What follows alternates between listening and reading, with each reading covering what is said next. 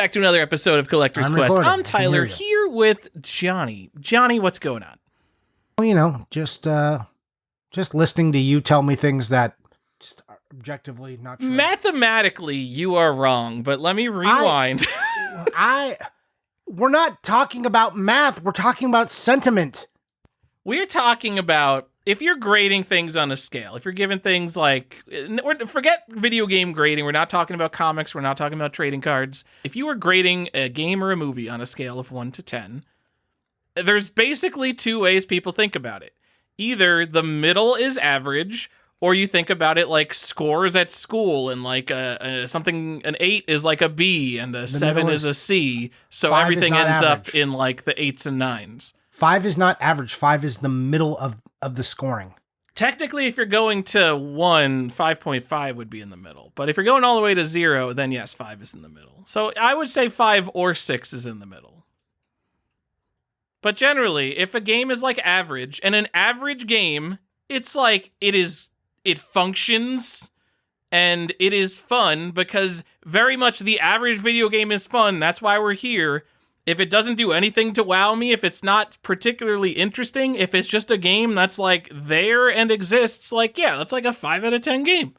And my issue with that is that you said that that's okay. That's good. That's the middle. Yeah, what do you mean? No one will look at a 5 and be like, yeah, that's probably just average. That's probably just a good game. Well, what is someone else's literally the score? Sentiment of reviews and of scoring structures, no one looks at that and goes, yeah, a 5 is the middle, and the middle is a pretty okay place to be. Scales are entirely relative. In like 80s and 90s magazines, it was totally normal to have percentage scores that were in like the 20s, 30s, 40s, and 50s. Now you'd see like a 7 out of 10, you're like, oh, that game sucks, I guess. There's been definitely an inflation from mainstream outlets from the 80s and 90s to today. You can say it, but you can go on Rotten Tomatoes right now, and you know when something's got a 50% that's not good. That Rotten Tomatoes, that's a weird example, because that's not an average of sentiment like Metacritic is. That's just counting people's reviews and whether they marked it good or bad. Yeah. And whether people said, and less than 50%, if you said 50% of this movie, people think it's good, which if you actually think about it, if you say 50% of people like this movie, that means that you are like, got pretty good odds to like it. It's a coin flip. Yeah. But people will see that, and what is the sentiment of that? They will look at that and say, no fucking way, what a bad movie. See, I don't know what the Rotten Tomatoes algorithm is, but let's say like most critics are rating out of 4 for movies, and they probably consider like a 2.5 out of 4 a positive review.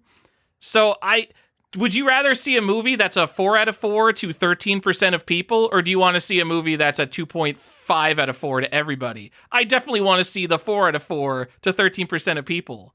Show me The Human Centipede Part 2, a movie almost nobody will like, but a certain kind of person is like, yeah, that's like the most extreme piece of shit I've ever seen in my entire life. But that's niche sentiment, and you're finding your community, and you're relying on them to direct you. So if you then took their score, you're like, okay, my people say this is a 4 out of 4, so I'd go see it. But if you look at the holistically people and they're scoring it a 2, you're like, I'm not going to go watch that movie. But that's what sentiment is like. And that is why if you look at a general sentiment and you look at a 5, you're not going to go, that's fine, that's the middle. Or even a 6. You look at a 6, no one says a 6 is good. No one says a 7 and says, wow, a 7 is pretty strong. 7 out of 10, good job.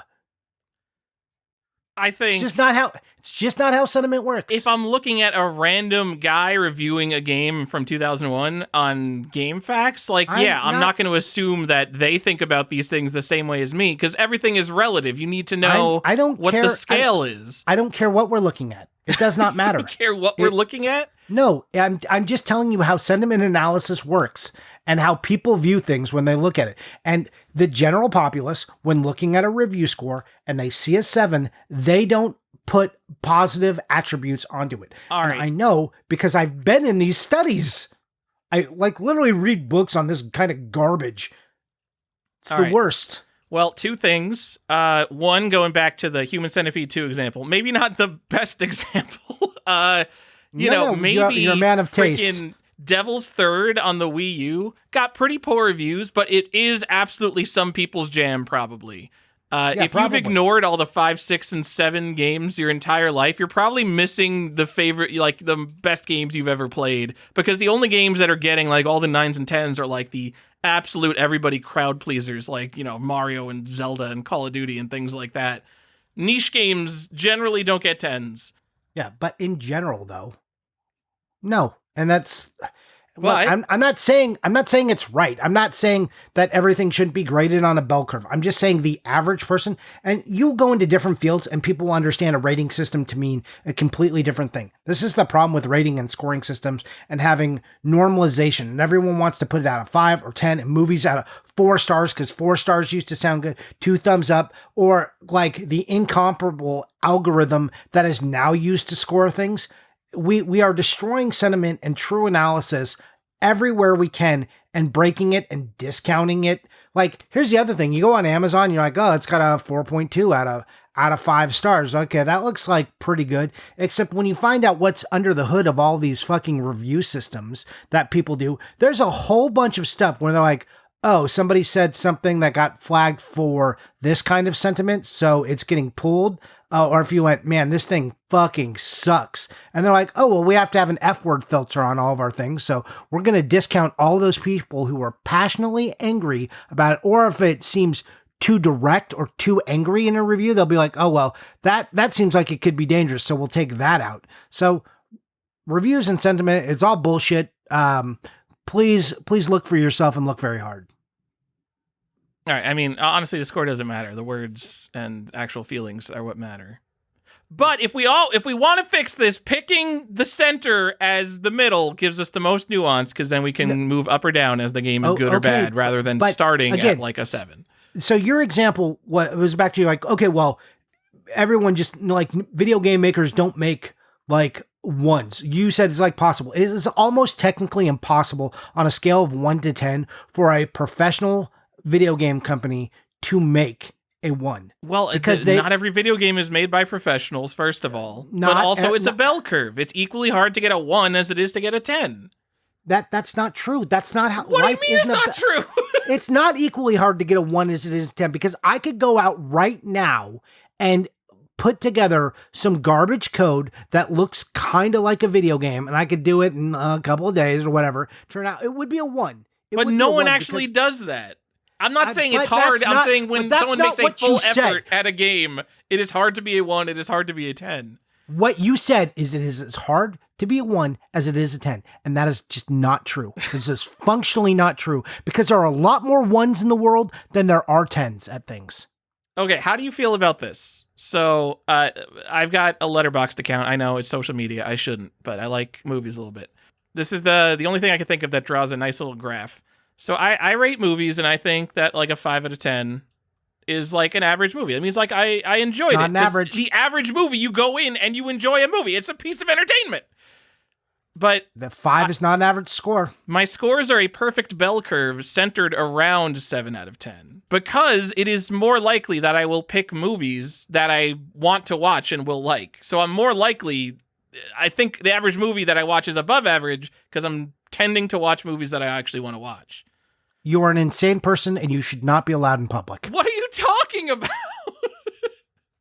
How does that not make sense? It's just not how it is done. It's not how things are interpreted. You are interpreting things way on a different scale. And I'm not going to say there's not other people who are doing the same thing as you, but in general, en masse, you're like, oh, that's a 5. So that's like right in the middle. The middle is good. It's just not how it works, my man. We got Smile 2, Deadpool and Wolverine, and Gladiator 2 were the last movies I gave a 5 out of 10 to. They're all just like, yeah, whatever, it's fine, they're movies.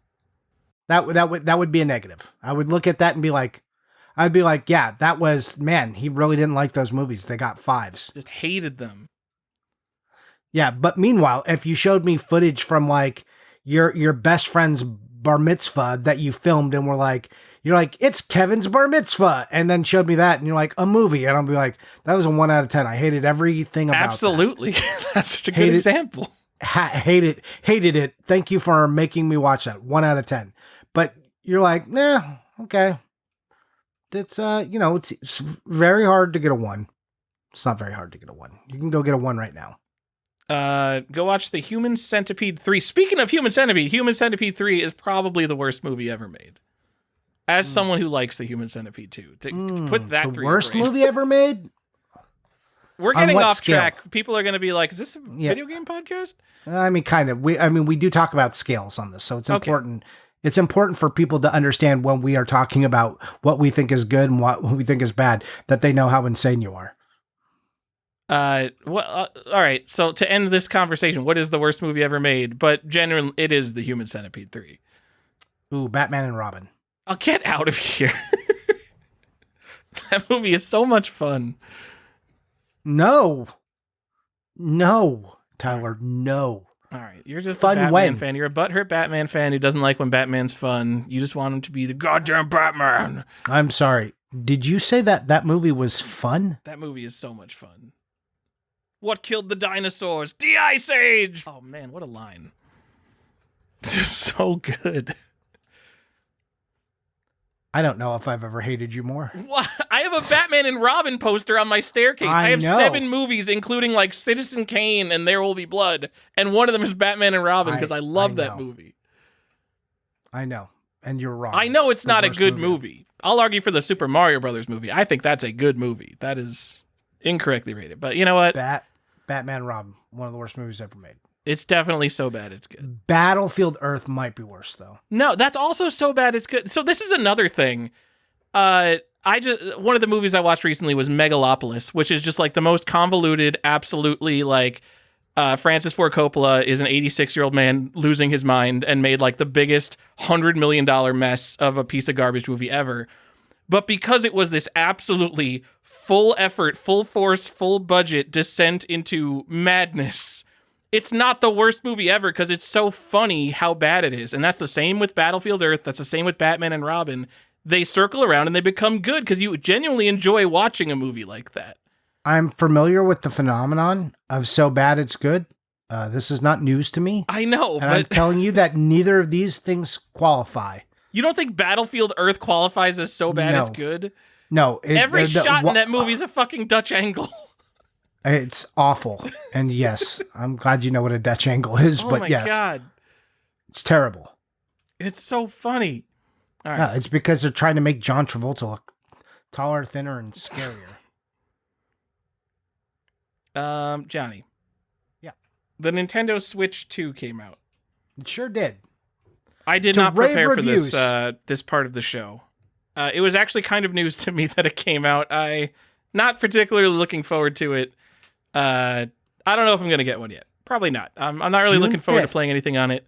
You know, maybe when there's a new Mario platformer or something. What? You don't want to go play Zelda on it? Oh, the Zelda games I already have. No, I'm good. I don't particularly like Mario Kart. I mean, it's fine. I'll play some Mario Kart with people. Obviously, Mario Kart's a good game. It's just not something I sit and grind for hundreds of hours. Like, the average Nintendo fan seems to do that, and that's not my thing. So you don't want to go grind some Mario Kart? See, I do want to grind. My kind of racing game is Gran Turismo. I want to start in like a piece of garbage Fiat, and I want to be stuck in that car for 20 hours until I upgrade to like a Honda Civic. And then I want to be stuck in that car until I can get to like a Dodge Viper. And I want to really slowly progress up to like cars that are actually worth driving. That's my kind of racing game. I really like starting with the slow piece of garbage cars. And I realize like the Mario Kart has like the 50cc, 100cc. That's not what I mean. I like the campaign element of realistic racing games. So here's the thing that's going on with the Switch. I understand what kind of racing you like. It's fine. You don't want Mario Kart. Do you think the Switch 2 was a successful launch or not successful based on what you've been seeing posted? I mean, the general impressions I got on the internet was like, wow, I could get a Switch 2. That means this launch failed. I also saw a couple people trying to speculate on them, but apparently you can just go buy them. So that didn't work. People say that, but go ahead and do me a favor. Go to Target.com and so it came out on June 5th. Today's June 9th, just so we're clear on what's going on here. Okay, so is it sold out? Do I have to like go to a store and they'll probably have it or what? I don't know. Just put it in. See if you can buy it online. Yeah, no, I can't buy it online.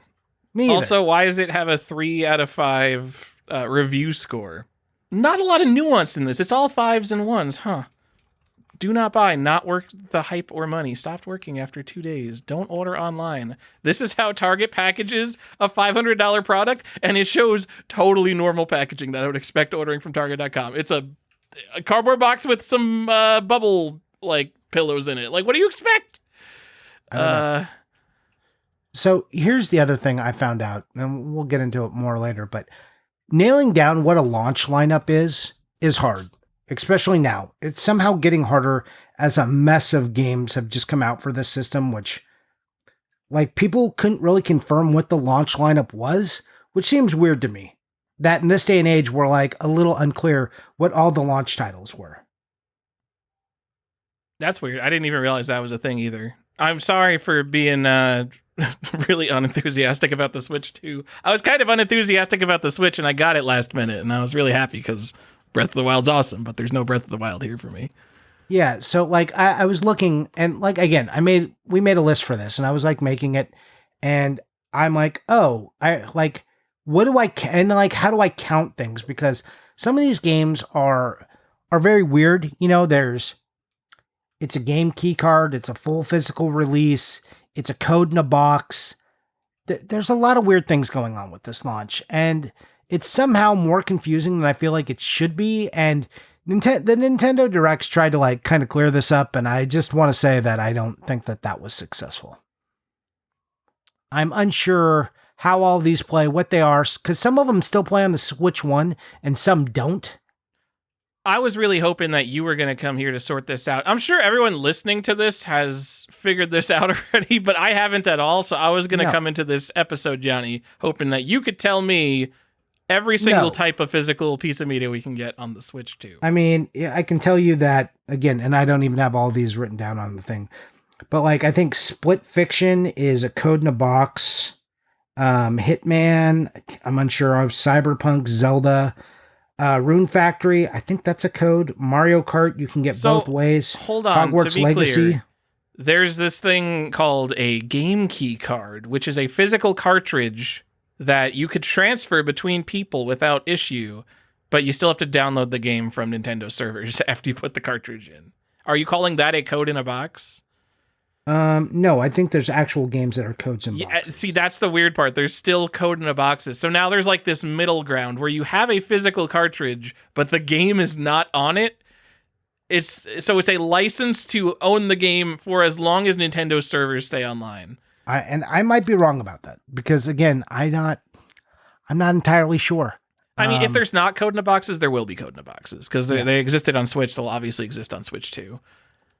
And so the Wii servers went down not that long ago. So basically, if you collect a game key card, you can expect it to work for probably 20 years. Not bad, but from my collector brain, I'm like, oh, it doesn't matter how long it is. It could be 99 years and it's still impermanent. I need permanence. I'm here to archive the data. The video games will be lost if not for me. Where would society be if I didn't have this copy of Magic of Scheherazade on my shelf?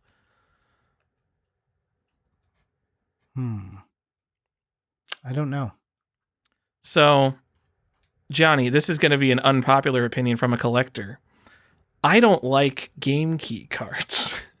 I don't like the idea of it. And as someone who already wasn't excited to collect Nintendo Switch, I have no enthusiasm to collect Nintendo Switch 2, even the real games. I'll probably get, if they come out with some fancy special edition Mario and Zelda, I'll get those. But even the B-list Nintendo stuff, like the Donkey Kong, not that Donkey Kong's B-list, but you know what I mean. I'm not going to get any of that physically. Or, I'll just wait for it to be cheap used. So there's a bunch of symbology on these. Apparently on the carts, if it's a game key card, it's got a little key in the upper right-hand corner of the cart. Some of these carts are red. I think some are black. Like this is like one of the most, it's like one of the weirdest launches I've ever seen for a system because, again, we're in this in-between ground. I think Nintendo's trying to please people. And, it's like, oh, you can still go buy it. You can still go buy physical games. Not everything's a download. Like, see, we're still kind of doing it, but not really. This feels like an awkward in-between step, and I don't like it. And I mean, I feel like a lot of people have said the Switch 2 is an awkward in-between step, that it should have been just a Switch Pro update. And maybe that's true, or maybe it's not. Maybe they just wanted to be a little clearer because they were making the games more powerful and they wouldn't all work on a Switch 1. I don't really know, but it's a weird launch, and I don't know if I love red carts, and I don't like the box design, and I don't love key cards, and I don't love code in boxes. Tyler, it's really hard to sell me on this console. But you love Nintendo. Go consume the products, Johnny. Come on. Look, I'm gonna get a Switch 2. It's not if, it's on its way. And I'll grab my Zeldas, but I don't know. I'm just I'm a little leery about this, more leery than I've ever been about a Nintendo system. You're leerier about this than the Wii U? Oh yeah, I was way in on the Wii U. What are you I saw from like the literal second I saw the Wii U, I thought it was the dumbest thing I've ever seen. Oh no, I was one of the few people who loved the gamepad. Oh, all right. I love the gamepad and the idea. I was like, man, this is awesome. Like, put a super a super DS on there instead of like a super Game Boy. Let me put my DS. I got 2 screens now. Let's do this. I was ready. Well, Johnny, there's a list of physical Switch 2 games that we know of, like with the game on the actual cartridge. And there's maybe 13, and that goes up through October 2025. And I'm sure there will be more in that time frame. It is crazy that there are only 13 games that we know are going to be fully on the card going through this year that have been announced. And it's like some Mario, Zelda, Pokemon, Metroid, Kirby, Donkey Kong, and then a couple third-party games, and that's it. So Nintendo's done this where they've done these like weird releases, and that's kind of what I want to talk about. It's like, what consoles had great releases? Which ones like are we still happy about today, which were very collectible, kind of awesome? Like, we don't need to get into all the details about it, but like, this is a very confusing launch, and I think it's mixed. I don't think, like, some people have been like, the Switch 2 is not a hit. It's hard for me to be upset that Nintendo sold more consoles and had more in store than people anticipated, and like it was more accessible to people. Is that really the complaint we have on launches now, that people could go get the thing at launch? Is this real life? Where people complain no matter what? It's the internet. So I know, but it just seems weird to me that people are like, this is the worst. I wanted to have to like fight people for it. People like feeling exclusive. It comes with everything. It's why you want a PSA 10 Charizard. It's why you want to have a Switch 2 and have everyone else fighting over it for 18 months. I don't want a PSA 10 Charizard. I'll take a 9. I'm saying, you know what I mean. Your son wants one, though. He doesn't want 10. He wants whatever he can get. I got him a base set Charizard. But that's neither here nor there, Tyler. I'm going to get him to the new Pokemon Legends Z to A. He's going to be very excited about that. Apparently you can play the other Pokemon game now, and it's not like totally busted. So that's cool. So, Josh Byerly, friend of the show, Josh Byerly, sent me a picture of him. He quested for all the launch titles day one because he's a madman. Of course. Well, you got to get all the first prints. Yes. He's got to have all his first. Wait. Go ahead. Speaking of that, on the latest Greg podcast, and also I bring up the Greg podcast. It's actually called Cheat Code Weekly with Henry and Greg, but it's on the Get the Greg Games YouTube channel. I just call it the Greg podcast. I've heard murmurs that because the Switch 2 wasn't like a crazy Smash sellout success, the print runs of these first print Switch 2 games will be lower than normal. So go get and grade your Mario Kart Worlds, everybody. Get out there. But also, doesn't that mean they're just still going to be on the shelf? The first prints, if it wasn't a smash hit. It depends how fast they change it. Like Animal Crossing New Horizon, they printed like 30 million copies of the same variant, and Zelda Breath of the Wild, like, obviously not even remotely what you would call rare, but if you pick up a random copy on eBay, it's not going to be a first print. Okay. So how do we know that they would just go switch it right now? Like, why would they see what I did? You don't know. That's why you speculate. Oh, is that what we're supposed to do? Yeah. We're supposed to capitalize on the unknown and that feeling of dread that we get from not knowing, and which will cause us to spend our money. Yeah, so that fear you're feeling is that fear of missing out. Oh, I get it now. That's FOMO. Thank you. So Josh Byerly FOMO'd into every Switch 2 physical release. Yep. And he was unsure if Civ 4 came out, but I checked, and it says I can buy one at my Target and will be at my door by June 12th. So I'm going to call that a launch game. Sorry, Josh. Maybe you went and found it, but I can Civ tell you. Civ 7, right? Yeah. Yes. Okay, what did I say? Cool Civ 4. Civ 4 came out. Yeah.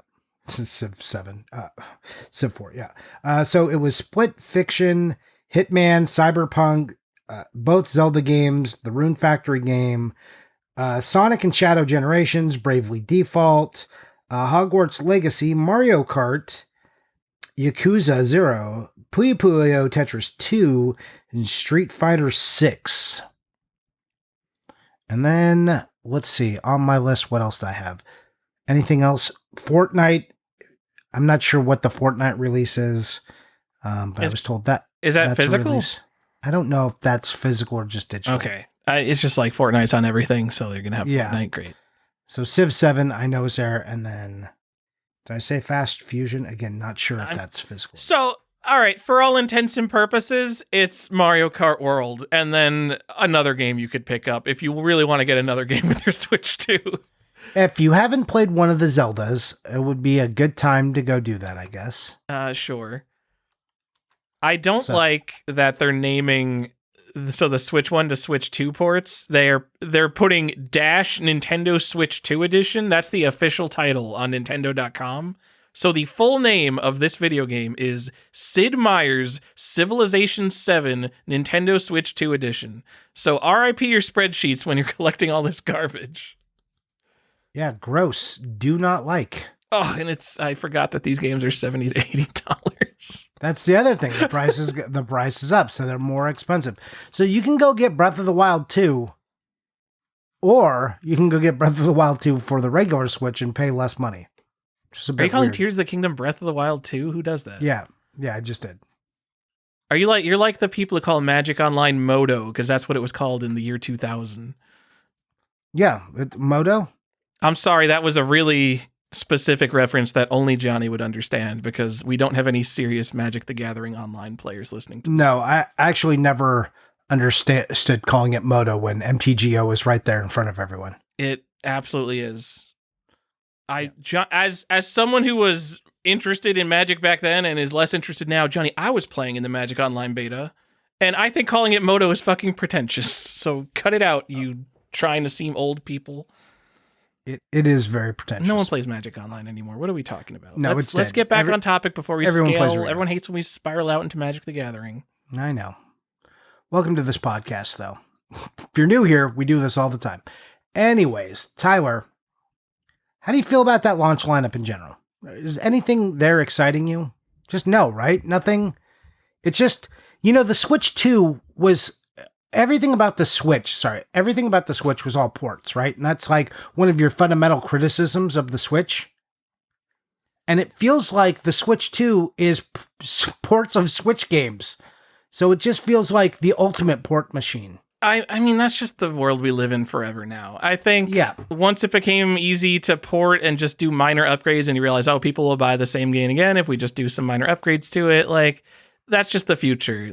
Exclusives and big new games are the exception to the rule now. And I just don't expect to like any console library as a whole anymore. Because even if it is chock full of like exciting new exclusive things, which, you know, after 10 years, what is it, like 8 years? Yeah, the Switch does have a bunch of interesting, exciting games. It's just the bulk of it is not that. So on the whole, I don't think the library is interesting. But if you picked out like the 20 coolest games in the Switch, like, yeah, oh wow, the Switch rules because it has all these great games. But you know, that gets diluted when I look at the entire realm of 2,000 games that I would have on my shelf if I bought the whole thing. Yeah, for sure. It takes time to build that library, and I think that the Switch.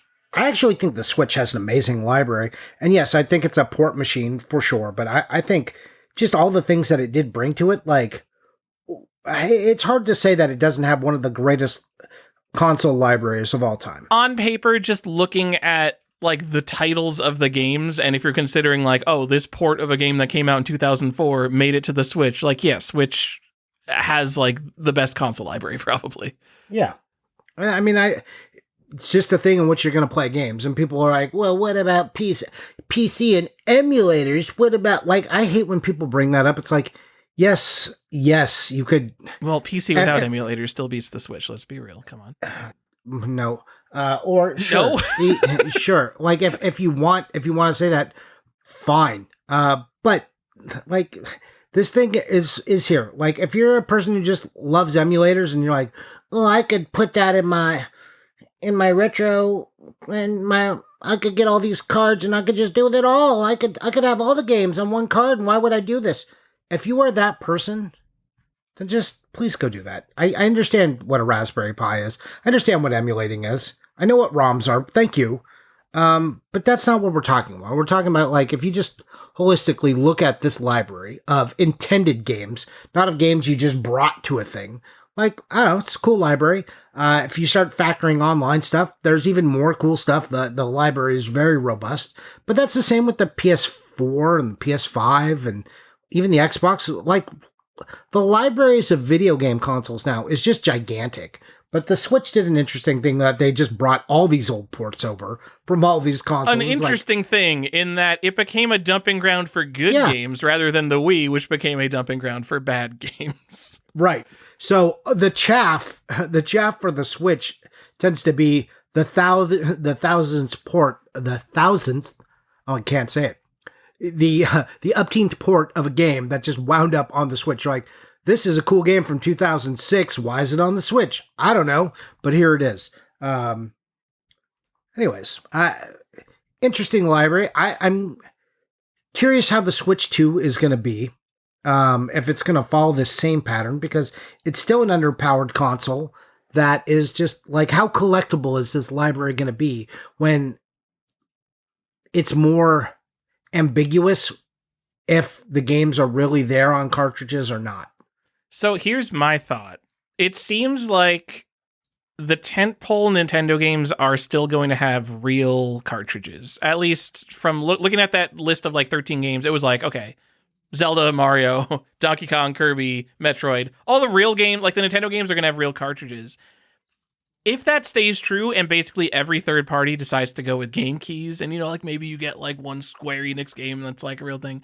What if the physical real game set is super small like the Wii U? Like what if in 8 years from now there's 150 real Switch 2 cartridges?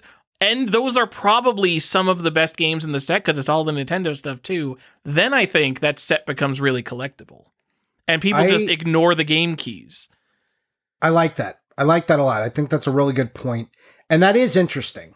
And like, as I've been considering like what games I'm going to buy, I'm like, well, I guess I'll buy the actual carts. And you know, those, like you said, you know, those are going to be Nintendo games, and Nintendo games are always, you barely go wrong buying a Nintendo game if you're just talking about, can I get my money back out of this game? Especially after you've played it for any length of time. It's like, yeah, you're probably going to be just fine.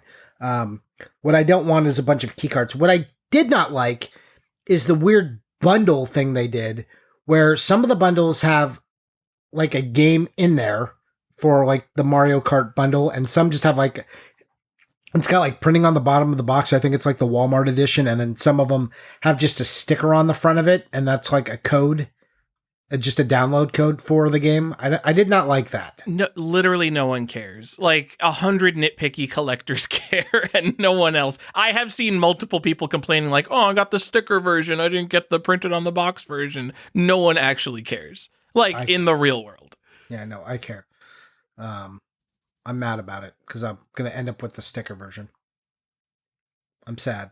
Yeah, don't end up. So if you're looking in stores, you better not get that sticker version. You want that Mario printed on the box version. That's the cool version. Do we think that will go for a premium? Absolutely. If I remember correctly, I haven't looked in a very long time, but the launch Nintendo Switches that have different color joysticks rather than the black joysticks sold for slightly more than the black ones, right? I can't. Did you get the black ones or did you get the blue and the reds? I was the last person in line to get one, and all they had left was black, but I would have got blue and reds.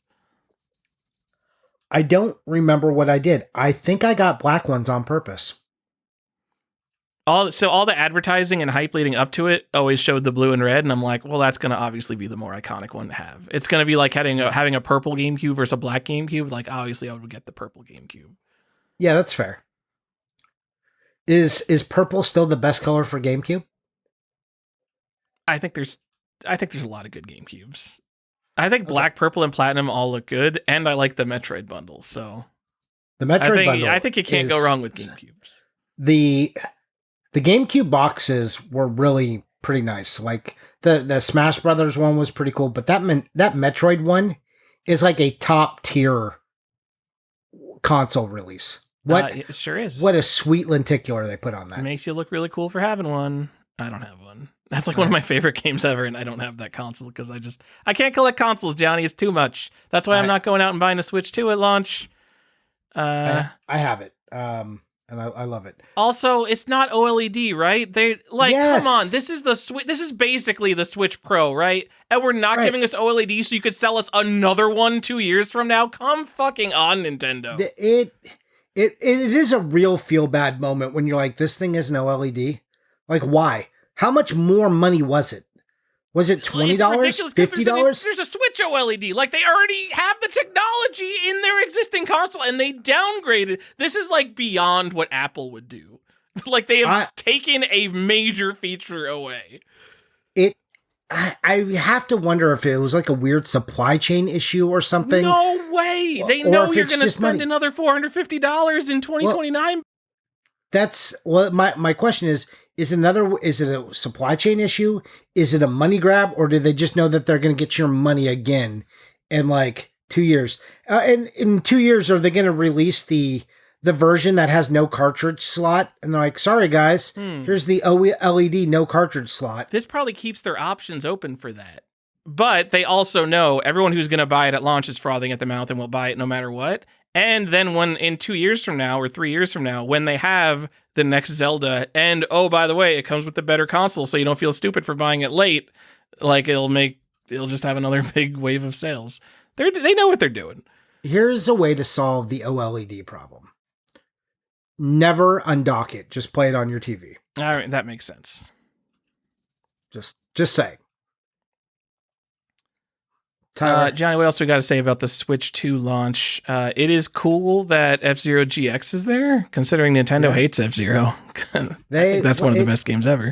Man, F-Zero feels like they could have given that a physical release, and that would have done real well. I don't know about that. I don't know. I mean, I think that would be great. They do have a physical release, though. It's on the Nintendo GameCube, and you should own it. Yes. Also, I was thinking of if digital games count for launches, and I realize we're about to go over all the Nintendo launches, but like the Wii has like a really good launch if you count the virtual console games, because it was kind of doing something that no other console had the ability to do up until that point. Wii physical releases are like, all right, Twilight Princess and some real B-listers. But then when you include all like the NES and SNES and TurboGrafx games, it's like, whoa. Yeah. All the classics. Hey, you want to play Mario and Zelda and Mario 64? Here you go. Oh, I don't think Mario 64 was at launch, was it? Yeah, it was. I think Oh so. man, what a great launch that was. Because I think it's interesting that Mario 64 has been a launch title like 3 times. Oh, because the DS had it too, right? Yeah. That's technically Super Mario 64 DS. That's a different game. It's got like 30 additional stars, Johnny. Come on. Cool. You know what I mean. You don't think that's like interesting? That's like a claim to fame for that game? One of your favorites? I mean, it's interesting, but the only interesting one is the actual launch because Super Mario 64 DS, like, as cool as it is, like, I'm never going to consider it collectible or cool. It's like an improved version in every way. I even like the stupid mini games in that game, and, like, I feel nothing collecting it. I'm looking around. I probably have a sealed copy somewhere just because it was probably like $20 sealed at some point, but, like, whatever. And then the digital thing, like, who cares? I probably have Mario 64 on my Wii, but one day that hard drive's going to fail and it's never going to come back. So, Johnny, Yeah. before we get into all the Nintendo stuff, I thought we were going to go over collectible launch titles from all of history. Yeah, that's a lot of games. That's a lot of games. So instead, I just picked out my favorites, and almost all of them are before NES. So I just want to go over mine before we go through Nintendo. Okay, because that's not what the intent of the episode was at all, and you just went and did your own thing. Yeah, absolutely. Cool. We don't have good communication sometimes. So yeah, go ahead and tell me your favorite launch titles ever, and then I guess we'll get into the episode. No, these are just my favorite non-Nintendo ones, and they're all super vintage. Johnny, 1972, the Magnavox Odyssey itself is one of the most underrated things in video game collecting. Like, bar none. You have told us. Yes, because this like years ago, like a decade ago, was like $500, and now after all the craziness that has happened in video game collecting, it's still basically $500. Maybe it's like $500 to $1,000, and there's always like a medium amount of them available, and you never see anyone like excited to get an Odyssey or showing off their original Odyssey, and it is such like it's the foundation of home video games. I think it's so important. It will never not be important. And it is seen as a very weird old guy thing to collect. Think similar to how you look at someone collecting in television games and you're like, oh, wow, you're some weird old guy. You definitely had that as a kid. Like, no, in television doesn't matter at all. And television is a completely worthless console with only a couple of good games and little historical impact. Who cares about in television? But Odyssey, even if all the games suck, it's too important. I think I'm not going to go through the list of games because it actually comes packed in with a lot of games, but just get an Odyssey. Or don't, because it doesn't matter. 4 years later, Johnny, Fairchild Channel F. I think this console sucks. I wouldn't buy this console, but Cartridge 1 Tic-Tac-Toe Shooting Gallery Doodle Quadradoodle is the first video game cartridge ever made, technically. I am a big Quadradoodle fan. Yes. Came out shortly before the 2600. It's an interesting cartridge to own, and like Fairchild games aren't super common. The good thing is that one, it technically has a title, but the boxes mostly just have the number on it. So you would look at it and be like, oh, that game is 1. It's cool to have cartridge 1 because it's named 1. It has like this cool Rainbow 70 theme to it. And it's the first cartridge. So it's like, oh, that's my first cartridge 1. I don't know. It's a apropos name. It's cheap. You could probably get one for like $30 to $50 if you wait. I like it a lot. Fairchild Channel F launch game. Really wowing the viewers. Go on. All right. We were going to skip over the Atari 2600 launch games, Johnny. There were 9 games released in 1977, along with the pack-in Combat, which was a pack-in until 1982. Maybe you guys are too new in the hobby to remember, but back in the day, Combat and Super Mario Brothers Duck Hunt carts were like the memes of the most common cartridges that you could not stop tripping over at Goodwills and flea markets. You would just find Combats all over the place. I literally had a shelf in my house that was balanced on 2 Combat cartridges. It was awesome. But the other games, Air Sea Battle, Basic Math, Blackjack, Indy 500, Starship, Street Racer, Surround, and Video Olympics. The first releases of these games have orange text on the front, and the front of the box is a gatefold, so it kind of like opens up a little and gives you some more information on the game. No, does it? It opens up to like receive the cartridge. Yes, manual on one side, cartridge on the other. And those are like $50 each, except for basic math. That's the rare one. That's the Donkey Kong Jr. math of the Atari 2600. No, that's a few $100s. This is, again, one of the most underappreciated sets in gaming. Everyone knows the black box games. Nintendo nerds collect the black box games. Atari people collect these games. They're not super rare, and they really don't have any value. Like, they're worth more than their regular counterparts, but barely. You're talking like under $50 for most of these. You know, for $500 plus basic math to complete this set, to get the Atari 2600 launch titles, some of the most important, one of the most important console launches ever, I think it's pretty cool. Okay. And then I got the ColecoVision launched with Donkey Kong as the pack-in, and this didn't really have a regular release. It did have a complete in-box release later. It's like this weird thing, but getting an original ColecoVision with Donkey Kong, it is in the running for like one of the first home releases of Mario, because it came before anything that Nintendo put out, like the NES or Famicom or anything like that. So it is kind of interesting. That's it. That's what I got. I just wanted to throw out some vintage games at you, Johnny. Those are some fun things. You should get all of those. I have Combat. I'm not surprised you have Combat. You have the gatefold box, though? I do. Hell yeah. Good job. You did it. I specifically went and got the gatefold box. I'm proud of you. Thank you. Combat underrated because it's so common. I think Combat's a lot of fun, Johnny. Except that the 3 planes versus the helicopter, that mode, like the 3 planes wins every time. It's ridiculous. Come on, guys. I'm just throwing that out there because I know we got some Atari people and they're like, yeah, we got some Combat gameplay discussion. Yeah. Cool. It's where I learned bullets could bounce. Yeah. So, yeah, I mean, that game helped me understand angles, so I'll always appreciate it for that. But it's one of my earliest video game memories is playing Combat. So probably mine too. Big ups, as no one says anymore, for Combat. Yeah, big ups. That's what that Gen Alpha slang is. Yeah, Tyler, those were definitely some consoles that had launches. And yeah, it's hard for me to look at a bunch of launch lists and try to be like, which console has the most collectible launch? Because there's only one answer, Tyler. Only one. The Magnavox Odyssey. It's the first one. It's the NES. Oh. There's nothing more collectible than the NES. It is the thing that anchors collecting. It dwarfs everything, and it's like in some cases it should almost be removed because it makes conversations not interesting. It is really annoying how it wins by default almost every time. Yeah.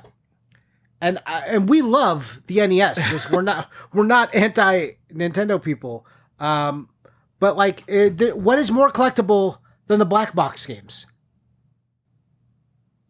I think in time there will be things more collectible than the black box games. Maybe, but I mean, like holistically, as a launch, as a group of launch titles. Oh, and what we're discussing. I mean, they all look the same. You've got a couple real big classics in there. They got like so much variant nuance, not only because they have variant nuance, but because they've been studied for so long, because they are some of the most important collectible games, but because they were just in production for so long that they had a bunch of weird variant nuance, plus the whole sticker seals for the first however many 100,000s of copies. Those make a bunch of them very rare and interesting. Screw variants, strange test games. They were out for so long, and they sold so many that literally any variant that they could dream up happened with these games, and that just makes it a collector's paradise. If you want to go, you can go as hard or as light as you want. Oval seals, circle seals, different dates on the back of the boxes, every bit of nuance in the middle, hang tabs, no hang tabs. You know, as you said, sticker seals, matte or gloss. The world is your oyster when it comes to this. And then, like I said, it's hard to look at any other launch and be like, yeah, this one competes with it. Especially when you're like, oh, one of the most valuable games like to ever collect, Super Mario Brothers, like in a sticker seal, was also in that lineup. It's like, it's hard to talk about. I mean, So, I'll give another point that you can kind of please everybody with the black box games, because if you are like, say you came in from comics and sports cars and all you care about is the most iconic characters of all time. So you got your Super Mario Brothers. So that's just like a lock in there. You get your matte sticker seal, your gloss sticker seal, whatever you want. But then if you're like the weird old, like rarity matters, all I care about is having the coolest thing, you've got like Stack Up, which has always been like a top Nintendo game. People always think Stack Up is cool. Because not only is it rare, not only is it a launch title, but comes in a cool box, comes with a cool robot. Everyone knows you're a cool video game guy if you've got a standalone Rob and a stack-up box next to each other, right? yep, true. And then it also has I mean, I don't know if it's iconic, but the pre-deluxe NES launch consoles. So they're basically the NES Deluxe set, but instead of a picture of Rob, they've got a big black empty space. Looks awesome. Great design, guys. That's an awesome console because it comes with a sticker sealed Duck Hunt and Gyromite in it. It comes with a freaking Rob. It's huge. I don't like collecting consoles, but that is obviously a console that I feel like I have to have because it is so freaking cool, and it's Nintendo. I mean, come on. The genres are there. For people who were just playing it at different genres. It had sports, gun games, platformers. It was just really doing everything. I think the one thing it was maybe lacking was like a racing game. I mean, we're lacking an RPG. Let's be real. I mean, an RPG, which weren't really a thing. Like, I guess you could call Excite Bike a race game, but I think that's pretty loose. That's a racing game. Come on. No, Is Excite Bike's a racing game. Not like not like Atari. You know, when you think of like pole position, I don't feel like Excite Bike's in the same. I mean, maybe it's because what I enjoyed about Excite Bike was the track creator. So, and I didn't really feel like I was racing those guys so much as just trying not to mess up. And if I didn't mess up, I would be fine. That's how you win. Yeah, like not like racing. It was like, oh, I'm like. Mario Kart, for instance, you feel like you're competing with the AI, like the rubber band AI, all the broken shit you had to contest with. And like Excite Bike, it was just like, please don't press the button for too long or too hard, and don't push back too hard and tumble over. God damn it, I did it anyways. I'm overheating. Jesus Christ, I'm losing. Yeah. Anyways. Johnny, from a gameplay perspective, I think we have the variety. I think you're not giving Excite Bike enough credit for filling in the racing slot. On an individual level, so if I was looking at this, if this was the Switch 2 lineup, and I'm super familiar with all these games, I've played all of these games, I would be looking at it and be like, okay, so it's got Mario and a +1. Because, like, on its own, like, you don't want Gyromite. You don't want Golf. You're lying if you're telling me Golf is a good game. Golf is not a good game. Golf is an arcane and very difficult game because you actually have to know, like, how good the clubs are. Golf is the only golf game I've ever played that doesn't show me how far I'm going to hit the ball. I just have to know because I'm a golf expert. You know, baseball, it's fine. 10-yard fight is not fine. 10-yard fight's awful. Clue Lands is fine. It's a bunch of 5 out of 10s, Johnny. Stop it. That's the worst callback you've ever made. It's not. It is. It's a bunch of okay games, 5 out of 10. It's the worst. We got Mario, we got Kung Fu. Those are some bangers. Mario, look, depends if you like gun games. Tennis is pretty good. You think people don't like Duck Hunt and didn't play Duck Hunt, but a lot of people did. Think they like Duck Hunt. So Duck Hunt will always have nostalgic value, but Duck Hunt sucks. Wild Gunman, I really enjoyed. Let's see, what are the best? What do you... What? You didn't like Wild Gunman? It's such a nothing game. It is like almost the bare minimum of what it takes to be a video game. It is one button. Yeah, I liked it. I liked it a lot. I liked shooting things. What are we talking about here? I also enjoyed pinball, but like, let's see, what are we saying? I was a big Ice Climber guy, so Ice Climber was awesome. I liked Hogan's Alley a lot Ice too. Climber is awesome. Yeah. Super Mario Brothers is awesome. You think Ice Climber is awesome. Like you were in awe at how good the game was. So when I got my Nintendo, I had Ice Climber, I had Hogan's Alley. I didn't have Mario yet. I got that like a week later. I played a lot of Ice Climber and a lot of Hogan's Alley. A game I was not in awe of was Gumshoe. That one. I also was one not of the a launch few game, so it doesn't count. But yeah, I had Donkey Kong Jr. Math as a kid too. That I didn't love that game. So if you're expanding the NES launch to be all the black box games, like Donkey Kong Jr. Math really adds in another like top tier collector's item for the people, for like the stack up crowd, in kind of like the everyone's happy with this set. Plus it looks great on a shelf. It's got that rainbow sort of TurboGrafx thing going on. It's like the TurboGrafx library if you didn't have all the ugly orange games. I just think it does everything for collectors. As far as playing, I could see that most people being a little unhappy, but also I think back then you weren't expected to need like 12 games to satisfy you. If you're like, oh, I got like my mainstay and my Mario, and I got like these 3 other games which are pretty good. Like, as you would say, a 5 out of 10, I'd call them 7s or 8s, and I would be more than happy with that as a launch. I don't think this has the best games of any launch title. Like, if we just move down to the next console and look at Super Nintendo, Super Mario World is better than every game on this list. No, see, all right. I'll let me say fuck off to that, but I want to give one more prop to the NES. Every single game's a Nintendo game, so there isn't that dilution of like, oh, there's like a Madden and an NHL 2K game in here. Yeah. And like, Super Monkey Ball, Banana Blitz. There's none of this like nonsense. Like, even the nonsense games, them because they're Nintendo games. Like baseball it's like is that a Shigeru Miyamoto game or a Satoru Iwata game? Like, baseball technically kind of matters. Kind of. I mean, kind of. It matters. It's a Shigeru Miyamoto game. Yeah. Baseball matters. Okay, does now. And soccer was a little bit rare and hard to find, remember? Exactly, yeah. Collector. All right, but move on to SNES, and you're saying, and Super Mario World is better than all of these, and this is bullshit, because we'll look at like these internet lists, and they'll be like, the Super Nintendo had the best launch of all time, because it had Super Mario World, and what else do you need, bro? And those are the launches I hate, because like one game, and this, I realize Super Nintendo's a lot more than one game, but one game does not make a launch. You can't just have the best game, and that makes it the best console launch. No.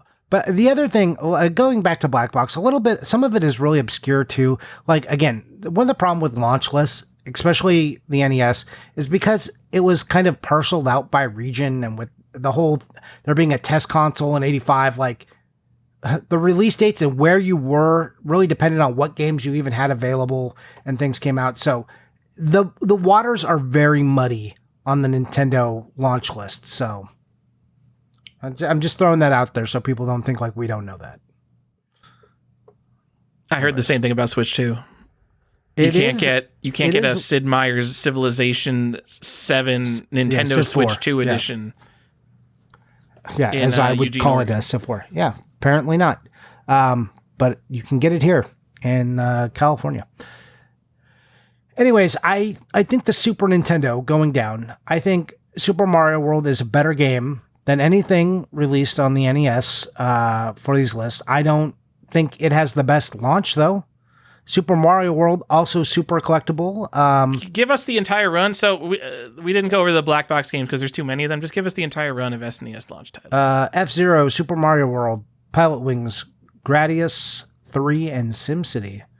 And again, with these like strict, I'm not like going the whole launch window, like what came out 2 months later. This is like strictly what came out in August of 1991.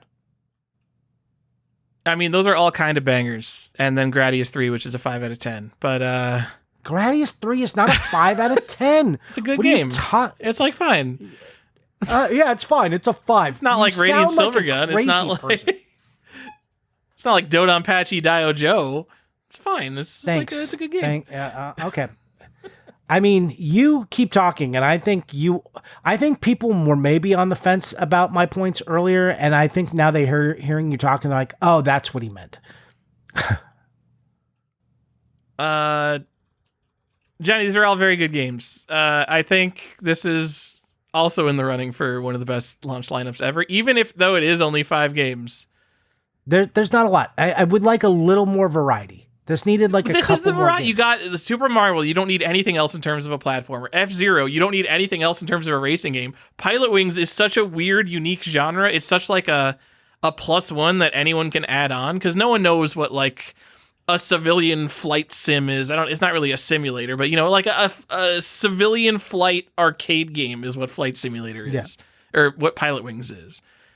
And that's such a weird thing, and it's 3D, so people are excited. SimCity, like groundbreaking in its genre, one of the best ports ever. Like arguably, the console version is better than the computer version, which is crazy to say for a city management game, especially an early release Super Nintendo game.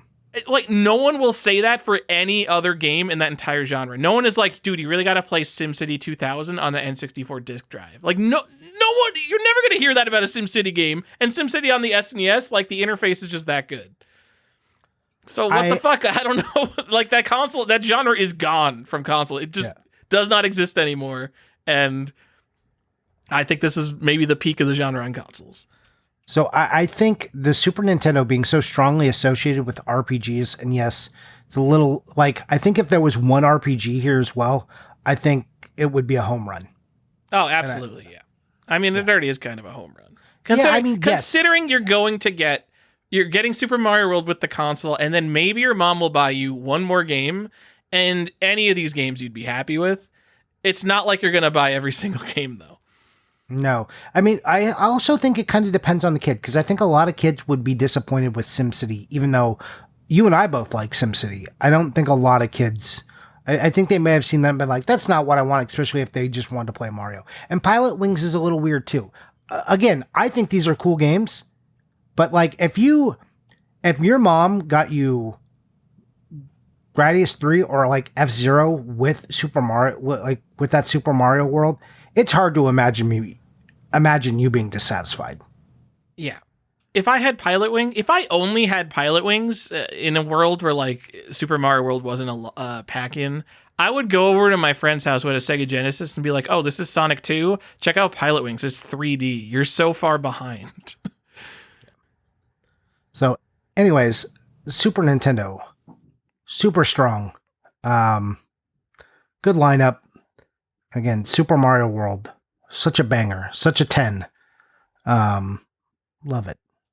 In terms of collectability, SimCity, because these are both launch titles, SimCity and F-Zero, they both have later variants that have ESRB ratings, I think. They do. SimCity definitely does. Does F-Zero, or does F-Zero just have the greatest hits? Is it just the greatest? I thought that was an ESRB. Maybe it's just the greatest hits, because that thing was around forever. See, you know what? I know some of you guys hate WADA, but you know what will tell me this right away? Because this is such a major variant. I can go to the WADA Pop Report and it will just tell me. True. And then I can cut this and pretend I knew it. Nope. It's just the regular or the player's choice for F-Zero. And like, for instance, you can still find the greatest hits right now. If you want a sealed greatest hits F-Zero, go spend $100. It's on eBay right now. Yeah, don't get a sealed greatest hits F-Zero. I think that a sealed regular F-Zero is actually really cool. Would be awesome. There is apparently a variant. There's the upright recycle symbol and the upside down recycle symbol. I'm going to guess F-Zero upside down recycle symbol is maybe the one you want. But I'm going to guess if you care about that symbol's orientation, you are in too deep. The pop report for upside down recycle symbol is double what the upright recycle symbol is. So. Oh, damn. Damn. Also, there is an ESRB variant too. There's the K through A and the E on the greatest hits. So the K through A one, that is technically cooler because that's like the early player's choice one, but like, who cares? It's just like, that's probably something for like player's choice nerds. Yes. And they're going to be like, no, you don't understand. The K to A one's actually rare. Like, I don't care. Rare middle, there's nothing less exciting to me than a rare middle release of a game. And like, there are some that I know about and think are like, okay, like the Final Fantasy X and the Kingdom Hearts, where they have the Squaresoft logo change. It changes from the Squaresoft logo to the Square Enix logo before it changes to the players to the greatest hits version. And it's like, all right, I mean, it is pretty uncommon, but it is hard for me to care. I'd rather just have the regular Black Label version in most cases. Probably correct. Especially if it's a player's choice variant. If it's a player's choice variant, like, I'm out. I don't I don't care about your rare player's choice variant. I'm so sorry. We all know how you feel about player's choice. If you want like a regular copy, a black box copy of this, we'll call it, you're going to pay probably about $1,000, I would say, for a sealed one, if that's what you wanted. Not for just like a CIB one, but if you're trying to buy a sealed one. Of F-Zero? Like, yeah, I mean, well, you know, don't do that. I mean, but maybe do that, because F-Zero really rules. I mean, I'm just saying, that's like, it's a stark difference. It's a 10x difference, at least. So, just keep that in mind. Go spend $100 on a copy of F-Zero. Every F-Zero game is so good, man. Now, what would you rather than buy? A new Switch 2 game or a sealed F-Zero player's choice? A new Switch 2 game, easily. Even if it's just for like speculation, I think that in terms of how happy you'll be and in terms of future value, Mario Kart World sealed first print will definitely be a better investment than F-Zero player's choice. 100%. Come back to me in just 5 years. That will be a better investment. Okay. Do you know why? Because that F-Zero has been sitting around at like between $50 and $100 for a long time. Yeah. And no one will ever care about it. I'd rather have a nice CIB. Yeah, absolutely. All right. Johnny, that's the Super Nintendo. Also super good. Not really surprising. Let's talk about the N64. Big launch. Super big. Nintendo 64, I don't know what the word for it is. It's like Nintendo's most, what's the word for having hubris? Like, they're just like, we just need one game and we're good. We made the best game and that's all. It's all that matters. They didn't even care. They didn't even want you to buy a +1. They're just like, yeah, I don't know. Well, it's weird that they launched it. They launched it with Pilot Wings, right? That's Pilot the other Wings games. 64 and Super Mario 64. And then shortly thereafter, right, Mortal Kombat and Wave Race came out like a month later.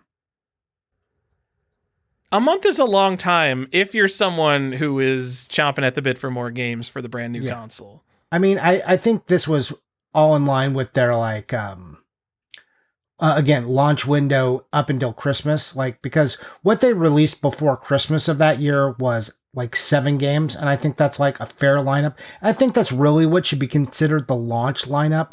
But if we're talking strict date, like when this shit came out, there was 2 games, Tyler. You got Super Mario 64 and Pilot Wings. They were really like, Super Mario 64 is worth owning, and it will sell systems, and they were not wrong. Also, this was the great scam, because Super Nintendo games were mostly $50 and N64 games at launch were $60 to $70. Yes, they were. Whoa. Yep.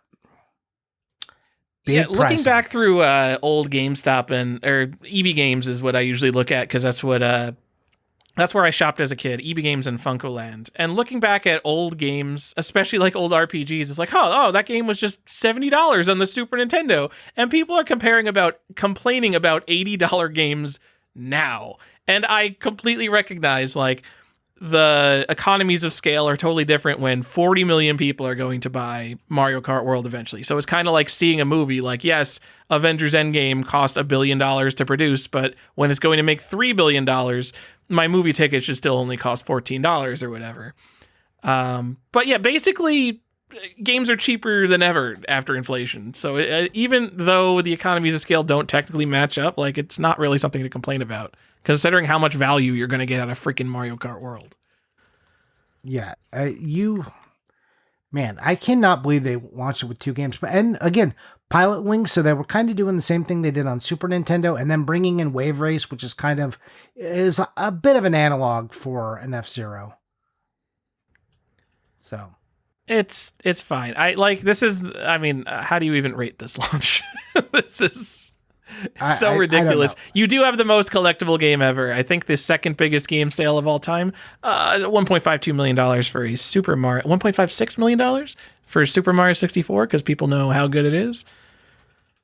Yeah, and the Nintendo 64 didn't really have a super varied lineup of games. Like, it was a little pigeonholed that they never really got RPGs. It's such a weird left turn for me that the Super Nintendo was like the RPG system, and Nintendo just gave that to PlayStation. They're just like, you have RPGs now. We're done. We're done with those. Here's a bunch of bad 3D games.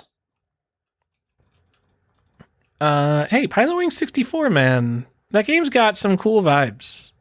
Look, I like Wave Race. I wasn't a big Cruisin' USA fan. Shadows of the Empire I loved. But man, after that, Killer Instinct, not a game for me. Some might say we're not the biggest fans of the Nintendo 64. He might say that. It's hard for me to talk about this in any kind of light that isn't just like, man, I just did not like the N64. But I will say, the N64 has some 10s. Sorry, Dreamcast. No one's looking at you. I think Dreamcast might have the best launch lineup ever, Johnny. I think you are definitely a 5 out of 10, Tyler. You're Hold good, on, right? hold on. We're taking a detour to the Dreamcast launch lineup. 19 games. We're talking about Nintendo releasing Super Mario 64 and a +1, and there was no pack-in. So, like, you basically had to buy the console in Mario 64, and you're just like, oh, I guess I'm good for a while, because this genre just got created. Dreamcast, we've got Mortal Kombat Gold, TN10 Motorsports, Hardcore Heat, Monaco Grand Prix, Bliss 2000, Air Force Delta, Ready to Rumble Boxing, Expendable, I don't even know what that game is, Power Stone 1, Sonic Adventure, that game sucks, Arrowwings, Pen Tricellin, don't know what that game is, Tokyo Extreme Racer, Kart Flag to Flag, okay, maybe there's a lot of racing games, NFL 2K, Hydro Thunder, that's another racing game, House of the Dead 2, Soul Calibur, Trick Style, and Blue Stinger. All right, that's not the best launch lineup ever. No, sure isn't. Thanks for taking us over there, though. I got wowed by the quantity there. I didn't even realize. I thought there was going to be like a bunch of varied, but like even Trick Style, that's like a racing game. Like there's a lot of racing games in there. All right, never mind. I wanted to go back to the inflation thing, just so people understand like how big a difference it is. So if a Nintendo 64 game in 1996 was $60, that would be $122 today. If it was $70, that would be $143 today. Also, all these people losing their mind over the cost of the Switch and then like literally going out and buying Magic the Gathering Final Fantasy collector boxes at like $1,000. It's just like, I don't understand fandom. I don't understand how it works. There's a really easy way to make video game prices not matter. Like video games could be $200, and there's a really easy way to make that feel not bad. And it's to play the games that you buy. Look at your Steam library. Go look at your shelf. This is ridiculous for anyone listening to our podcast because you definitely have dozens or hundreds of games you haven't played if you're listening to this podcast. Possibly thousands. But yeah, if you just play the games you have, a game like Mario Kart World, you could play easily for the rest of the year. I will tell you, you know who's not complaining about the price of their game? Anyone who played WoW. Anyone who bought WoW wasn't like, that game was too expensive. Yeah, they're mostly regretting how much time they did play WoW. Yeah. They're like, it's the worst $60 I ever spent because it made me a prisoner to this game. And now my children are grown and I'm still playing WoW. Yep. It's a sad life we live. Good thing none of us play MMOs, Johnny. Hey, how's RuneScape? It's awesome. Okay. Anyways, let's move on and let's look at the GameCube. A much maligned launch, I would say. Even though I thought it had a pretty good variety. This is a maligned launch? Yeah, because... Oh, is it because there's no, like, tentpole Mario? Yes. Okay. Absolutely. There's no Mario and there's no Zelda. And up to this point, there haven't been Zeldas at launch, so I don't know why people were mad about that, but you have a Luigi's Mansion, which is a long-standing franchise still going on. But man, you got All-Star Baseball, Batman Vengeance, Crazy Taxi. Like, that's a fine game, but that's... We're now in the world of, it's not just a bunch of like dialed Nintendo games. We're in the third party mash, and you can feel the quality slipping. Disney's Tarzan Untamed. Dave Mirra's Freestyle BMX. Disney's Tarzan Untamed is the first game on this entire list where it's really like, okay, this is like we're just loading up some junk into here. I'm sure that game was made by some developers who poured their soul into it with the limited resources it had, but that is not an exciting launch game. Apparently the game is an hour and 40 minutes long, according to YouTube. Excellent. You feel good about Dave Mirra's Freestyle BMX too? No, but Tony Hawk 3 is a good game, and people really like Tony Hawk 3. Sure. Madden NFL 2002, and NHL Hits 2002. Okay, Star Wars Rogue Squadron 2, pretty good. Super Monkey Ball, we know you like that. Super Monkey Ball, that like genre creating sort of thing. That's like a real tentpole game for me. Yeah. The only thing this entire launch lineup is missing, I think there's a bunch of really good plus ones. Like Wave Race Blue Storm is a really good plus one. Tony Hawk, really good plus one. Super Monkey Ball, Rogue Squadron, these are all great plus ones. Yeah. If it had the Mario game that all the other consoles had, this would be a great launch. If this had a Mario, and this is another reason just GameCube is maligned in general, is because Super Mario Sunshine is not a favorite, like, for most people. As it shouldn't be. Correct. That's the correct opinion. So you didn't have that. Imagine if Mario Galaxy had been like a GameCube game instead, or something of that style, and led into that, and then you also had like a Luigi's Mansion. This you would just be like, this is a banger lineup. That would be crazy. Like, they can't release both a Mario and Luigi game because Mario would cannibalize Luigi's sales, because those games are nothing alike. And they want to be like, hey, we made something new, guys. Look, Luigi's Mansion. This isn't going to be a stupid platformer. We made something new and exciting. And you kids didn't want it. You just wanted Smash Brothers. I would have launched him as a 2-pack, like console pack-in. Oh, man. How did Luigi's Mansion happen? What's going on? I don't know. People love the ghost houses from the Mario games, and they were just like, that's Luigi's thing now. I mean, that's so cool that they tried something so exciting and new, even if that game is like, whatever, it's like a 4-hour long game, but I don't know. You'd think that they would have their Mario Sunshine. All right. Anyways, not the best games, especially from a collecting standpoint. This is a hard one, right? Like, there's nothing you're like, you got to own this game. Like Luigi's Mansion, first in a series, launch title, important. But the rest of the stuff, I'm really like, okay, yeah, you could miss on most of this stuff. Let's be real. At this point, nothing complete box is going to have that much value. Is Luigi's Mansion worth a lot sealed? I think Monkey Ball is. Monkey Ball is at least like $1,000 for a made in Japan one, which would be the first print, which feels really high. And for those who don't know, they're on GameCube games, if on the barcode, it's got like a dash and 4 zeros, and it'll say made in Japan versus made in America in like small text above the barcode. And that's how you know you got the real first print, or just the made in Japan version, which is people have deemed more desirable. That's it. Johnny. Yeah. Since I've been Googling on the eBay, for some Super Monkey Ball games. Super Monkey Ball 2, under $20, complete in box in good condition, non-player's choice on the GameCube, and then Super Monkey Ball, like, barely above $20. Those are two absolute classic banger games, and they're still like $20. And I never want to hear anyone complain about the price of video games ever again, because all the good games do not cost a lot of money. You're just looking at some stupid RPG or Hagane, some game you don't actually even care about, when there's all these good games that cost nothing. Or they're looking at sealed games and they're basing Get a better hobby. You want to talk about Charizards? Let's talk about how much Charizards are. You think the base set is the most expensive Charizard or no? That's the weird part about trading cards, is that there probably are a bunch of like genuinely like kind of cool trading cards, but if it's like a common or an uncommon, like by default, you immediately like literally throw it in the trash. Like, it has no value to me unless it's a rare chase card. Doesn't matter how cool the card is, because there's literally going to be a billion printed, right? I think Charizard is a rare, and like, well, I mean, Charizard would be rare, yeah. Yeah. But like, if there was like a Super Monkey Ball, like it's a common game. It's not, it's a common game that's not like exciting besides its utility for being a game as a trading card that is completely worthless. It needs to be rare to have value in trading cards. And I don't think that's the case with video games.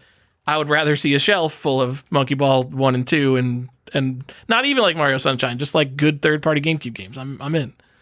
Yeah. The Super Monkey Ball in Pokemon would be the Apam, right? Apom?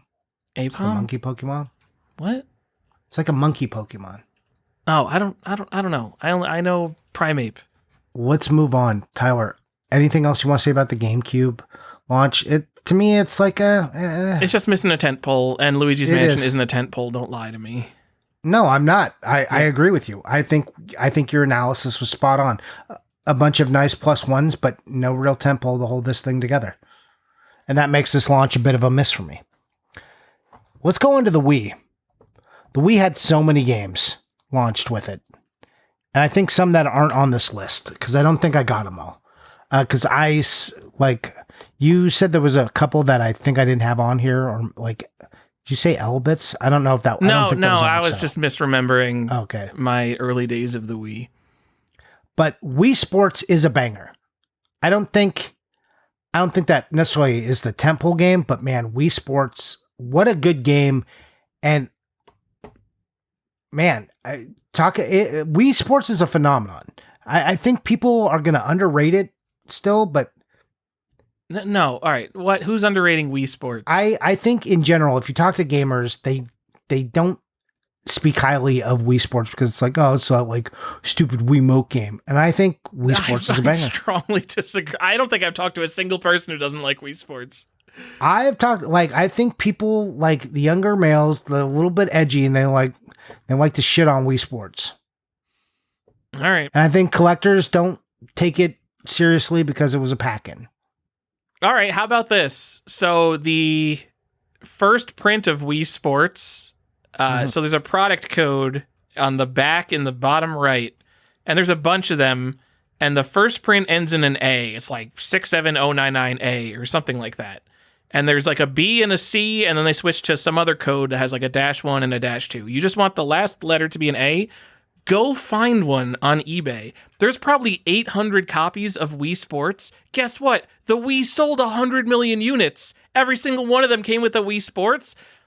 It's not rare because the Wii was so successful, but it is hard to find because you have to dig through hundreds of copies before you'll find one. And all of them are wrecked because they had like that clear sticker placed the front and back. So you want something collectible, go get either a sealed first print Wii Sports, genuinely pretty hard to find, or even just a complete in sleeve first print Wii Sports where someone cut with scissors the sticker rather than just ripping it off. Go look at your Wii Sports. I probably got 12 copies of Wii Sports and 11 of them are completely wrecked. And yeah, I remember I spent weeks looking for a nice Wii Sports. So you want something collectible, go get that. Okay. So the real star, aside from Wii Sports, is that Legend of Zelda Twilight Princess. That's the one. What? Man, Zelda is now launching a game rather than a Mario. There's no Mario, so is that a miss? Or does Zelda save it? Absolutely not. Twilight Princess. Okay. Twilight Princess is the first time Nintendo gave fans exactly what they wanted. So there were people who were like, oh, Wind Waker's different. Oh, it's kiddie. I don't like the art style. I want this to be Ocarina of Time again. And they just made Ocarina of Time again and gave us exactly what we asked for. More realistic graphic style. And it was Ocarina of Time again. And it was awesome. And for some reason, they released it like 3 days earlier on the Wii. They literally delayed the GameCube release to try to get you to buy a Wii so you could like play it that weekend or whatever. Yep. Yeah, it's very clearly a tentpole release. I mean, like, you couldn't release Super Mario Galaxy alongside this. It would literally be too good. So I think, okay, we have a tentpole release. We have an amazing pack-in, which is underrated nowadays. So Twilight Princess... You don't want to pay $10 for the Nintendo Switch 2 Welcome Center? So stupid. So you have Twilight Princess, you've got an amazing pack-in, and you have Not great plus ones, but there's a couple plus ones you could get in here and be very satisfied. But also Wii Sports was so strong, you may not have even needed a plus one. Yeah, technically Twilight Princess was your plus one. Like, or Wii Sports was really the plus one, but yeah. Yes. So, I mean, Excite Truck, so you got like a racing game, Call of Duty 3, if that's kind of your jam. Marvel Ultimate Alliance is a good game, and you can sink a lot of hours into that. You got a Tony Hawk. It's a PS2 port, though, right? That wasn't coming out at the same time. That was no, but it's still. I don't know if it came out at the same time, but I don't think it did. But such a good game, very underrated. I think still awesome if you love comics. No, it came out like a month earlier on PS2. So it's like still pretty. Yeah, early. It's basically new. Yeah, I'll count it. Yeah, you got a Tony Hawk game, Trauma Center, which is kind of like a weird Atlas game. So you got something like, oh, hey, an Atlas game. Then you get like, you can kind of tell where the Wii console is going because you get a lot of like kind of kiddie games. You know who they made this for. You get, not that Madden's a kiddie game, but that's like, okay, you've got a Madden game on it. Need for Speed Carbon, Happy Feet, The Grim Adventures of Billy and Mandy, Rampage Total Destruction. Grim Adventures of Billy and Mandy was also on the GameCube, by the way, so there's a port. Rampage Total Destruction, a Rayman Raving Rabbids game, Red Steel, they tried to do something. People didn't love it. SpongeBob SquarePants, Avatar The Last Airbender, Cars, GT Pro Series, because they put enough games out there to let you know that you could use a Wii racing wheel, and Monster 4x4 World Circuit. Hey, so if you're wondering why you see these games like Avatar and Monster 4x4 and Rampage Total Destruction, it's because everyone bought a Wii and those were the games available at launch. Yep. And that's why everyone had them, even when they are not good games. Yeah. But I mean, I think there's enough variety in here that like, or if you're a family buying this, you can be like, okay, I've got a game here for the kids. I've got a game here for the adults. Like, I think this gives you a lot of variety, and you can kind of see why the Wii was so successful. This is bullshit. No, this notion that children's franchises can get away with bad games because kids don't know any better is bullshit. Because you know what? Your 7-year-old is going to love The Legend of Zelda Twilight Princess, and they are smart enough to know that The Grim Adventures of Billy and Mandy is not a good game. Yes, but it's not about what those 7-year-olds think. It's what the parents think. And when they're like, oh, I'm trying to capture their dollars. And I think they were very effective in doing so. They were sure kept effective in Midway and Ubisoft and THQ farting out some licensed properties to capture some. Look, again, I don't love the ooze of the third party here. But again, I think the Wii has a very strong launch lineup. I think it does. I think it's the first one that's really diluted by like the extra +1 garbage. Because if it was just Wii Sports, Zelda, Excite Truck, Marvel Ultimate Alliance, and Trauma Center, like that's a pretty banger lineup. And no one's complaining about that. Well, and even if you just like put Red Steel in there or something and like Tony Hawk. So no one liked Downhill Jam, and Red Steel was a complete flop. So I remember coming out of E3 2006. So you kind of had, everyone remembers Killzone 2 being like a scam. Like you had that big flashy CG trailer and then the game came out. People were like, oh, it doesn't look as good as E3. This game is bullshit. I remember everyone complaining about that online. And then Red Steel came out and they were hyping Red Steel to the moon, and that game sucks. Red Steel is not a good game and the controls are weird and I hate it. And Killzone 2 fucking rules. And I think people need to remember Red Steel as being a flop bad game more than they remember the Killzone 2 demo. Because those were like similar levels of hype in my mind. Because those were like two tentpole FPSs. And Killzone 2 met the hype for me. And I'm a PC gamer elitist, and I thought Killzone 2 was good. See, I think everyone agreed that Red Steel was kind of a flop. And I don't think anyone's like, I don't think they're comparable. But the other thing it did is it washed over that. I think they fixed a lot of stuff in Red Steel 2, and that was like an okay game. Yeah, you see, well, I didn't play that one because I didn't like Red Steel. Right. Anyways, I agree with you that it's very diluted. It's the first one where you're like, man, like a lot of these just aren't gonna be committed to memory of like, they're not gonna be in your nostalgia bank, right? It's too much. But still, the variety's there, and it's got a banger, and it's got Wii Sports, so it's hard to argue against this. And Marvel Ultimate Alliance is an amazing game. So let me argue against it for a little bit. Marvel Ultimate Alliance. So a lot of these games, I don't want the Wii version, especially if it's multi-platform. Like Marvel Ultimate Alliance, if I'm getting like one for my collection, I'm happy with it on the PS2. Is it the same one on Xbox 360? Yeah, probably. So I'm happy with it on PS2 or 360 because like those those are like real video game consoles I sit down and play with a controller. If I'm playing a Wii, like, come on, I'm going to want some like Nintendo games that use all the stupid Wii features. I know, but if I'm just talking about if you bought a Nintendo and you like, who says you have every console? No, I'm just saying as a collector now. Oh, as a collector. This is where I'm criticizing it as a collector. Yeah. As a collector, this is not the version of Ultimate Alliance I want. I want Marvel Ultimate Alliance Gold for the Xbox 360. What are we talking about? Yeah. So I don't know how you feel about Twilight Princess. I think that the Wii version is actually better than the GameCube version. I think that the waggle controls are actually kind of fun. Yes, agree. And it is technically the first print, the first version because it came out 3 days earlier. But man, the GameCube version of Twilight Princess looks so cool in the black case. I just think it looks so much better. It does. I'd much rather have that as a collectible. Visually, but again, first print.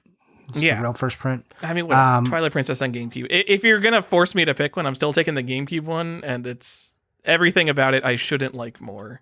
But I mean, it just looks also, I think the pricing agrees with you because I think you can go pick up a copy of Twilight Princess for $20. Johnny, it's rare because everybody bought the GameCube version. Anyways, wow. What Twilight Princess is like over $100 on GameCube. Yeah, and the Wii one is $20. What?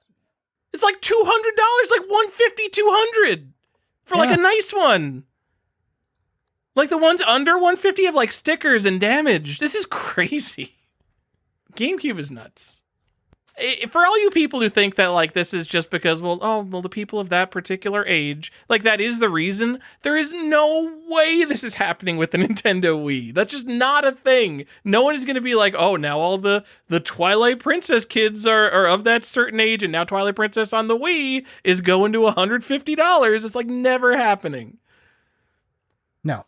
You tell me when Mario Galaxy hits $150. Someone set like an eBay alert, and we'll send you a Collector's Quest magnet, which is special because only the Patreons normally are allowed to get the magnets. Everyone can get a sticker, not everyone can get a magnet. True. All right. And then we get to the Wii U. Why did the Wii U have like 29, 30 games that released on it? Did you know this? I had no idea. They released basically the entire library at launch. If you asked me to name a Wii U launch game, I'd be like, Nintendo Land and Zombie U? There was just like 2, right? Yeah, so I think like 23 of these I think were like actual day ones, and then like 6 of them were like after that. But man, this is I don't remember. I bought the Wii U on launch day. I don't remember all these games coming out for it. The Wii U launch completely passed me by. I was in such a competitive pinball haze at this point. The thing about the Wii U launch is, I mean, it is kind of what you would think. You could pick basically your favorite 25 Wii U games, and you can't make it interesting to me. And this isn't even that. This is a random assortment of 25 Wii U games. So, man, do you have your Wipeout 3, Your Shape Fitness Evolved, Skylanders Giants Sing Party, NBA 2K, Madden NFL 13, a version of Mass Effect 3 no one wants to play, Game Party Champions, Funky Barn. Like, oh my God, there's so much nonsense in here because it's the Wii U. Yeah. You've got a Mass Effect 3 special edition. That's not like the good version of Mass Effect. It's like the thing, you don't want to play these versions. Like, I don't want to play Darksiders 2 on the Wii. I don't want to play Call of Duty Black Ops 2 on the Wii U. I don't want to play Assassin's Creed on the Wii U. I don't want to play Arkham City on the Wii. I don't want to play any of these games on the Wii U. No, if you thought that how about Ninja Gaiden 3? If you thought that the Wii's launch title was diluted, then the Wii U is just, it's water soup, is what the Wii U is. As far as the launch, they've got plenty of variety, and New Super Mario Brothers U is a banger, but it's not enough to hold this up. Nintendo Land was fun, but it's not Wii Sports.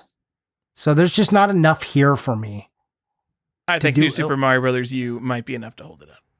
I'm absolutely lying. It's being dragged down by so much nonsense. That's what I'm saying. There's so much weight. It's got to hold so much weight, and I just don't think it can. Yeah, I don't know.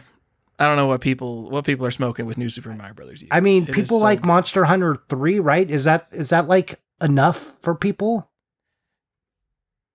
I wonder this because I have a bunch of Monster Hunter fans, or I know a bunch of Monster Hunter people, but they really like the new games.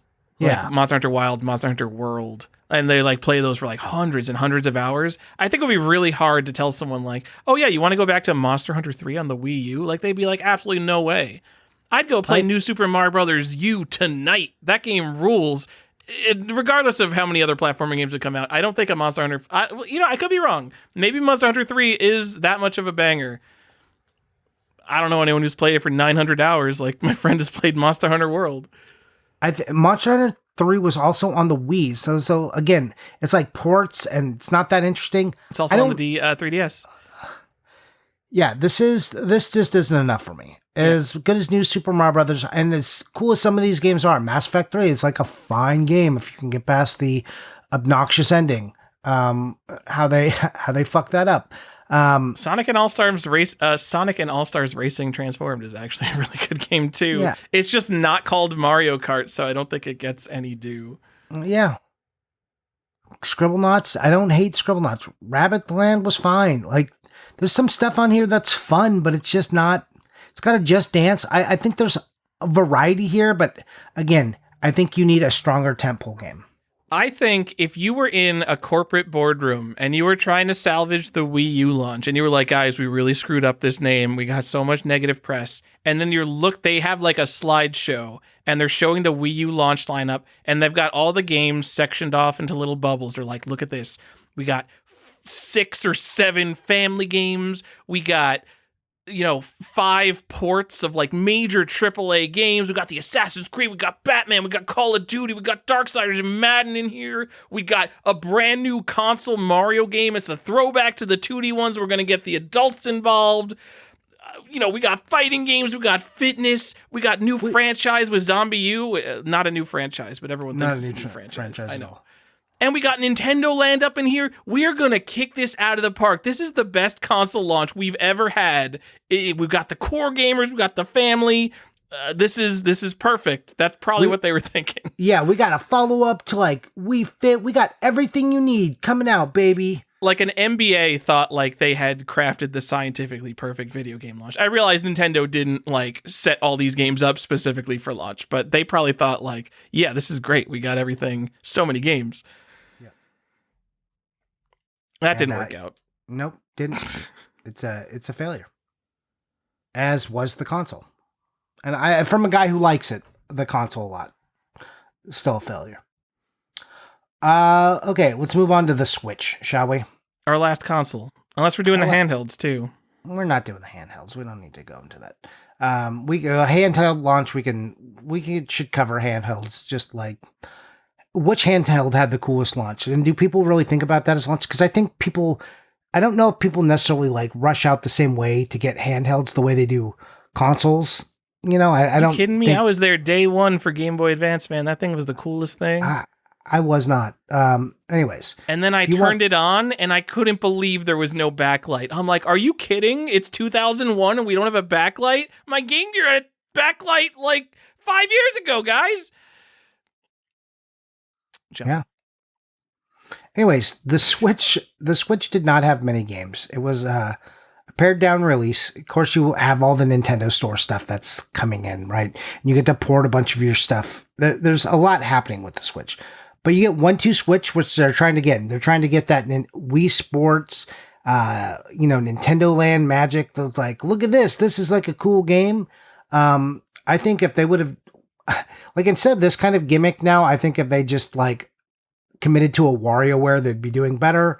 They have Zelda Breath of the Wild. Oh, that one was pretty good. I remember that one. Yeah, Just Dance 2017, Super Bomberman R, and a month after release, they had Mario Kart 8 Deluxe because it got delayed. Oh, that's almost 2 months after release. I was gonna say, like, damn, all right. It And they got had delayed, Skylanders, but that's literally the next game that comes out. Like I know. it All right, got so you had delayed. the It's 1-2 supposed to- punch of Zelda followed by Mario Kart, and it was even better because no one played Mario Kart 8 because no one bought a Wii U. And they did make were it really better. riding high on that for a couple of years of basically saying like, "Hey, we made a much better version of the Wii U, so how about you play all those games now?" And that really, really worked out for them. Yeah.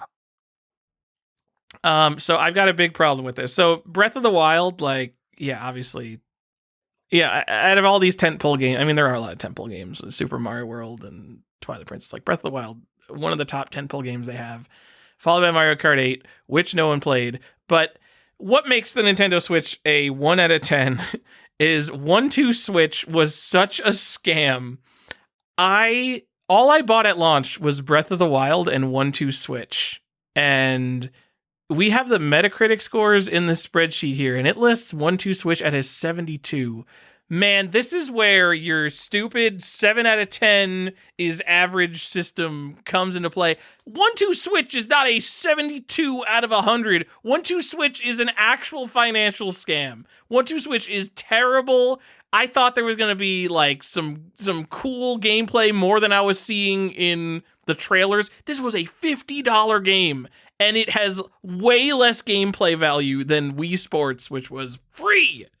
Yes. You play every game in 1-2 Switch, 2/3 of them aren't fun to play once, and the others are like you're done after one time.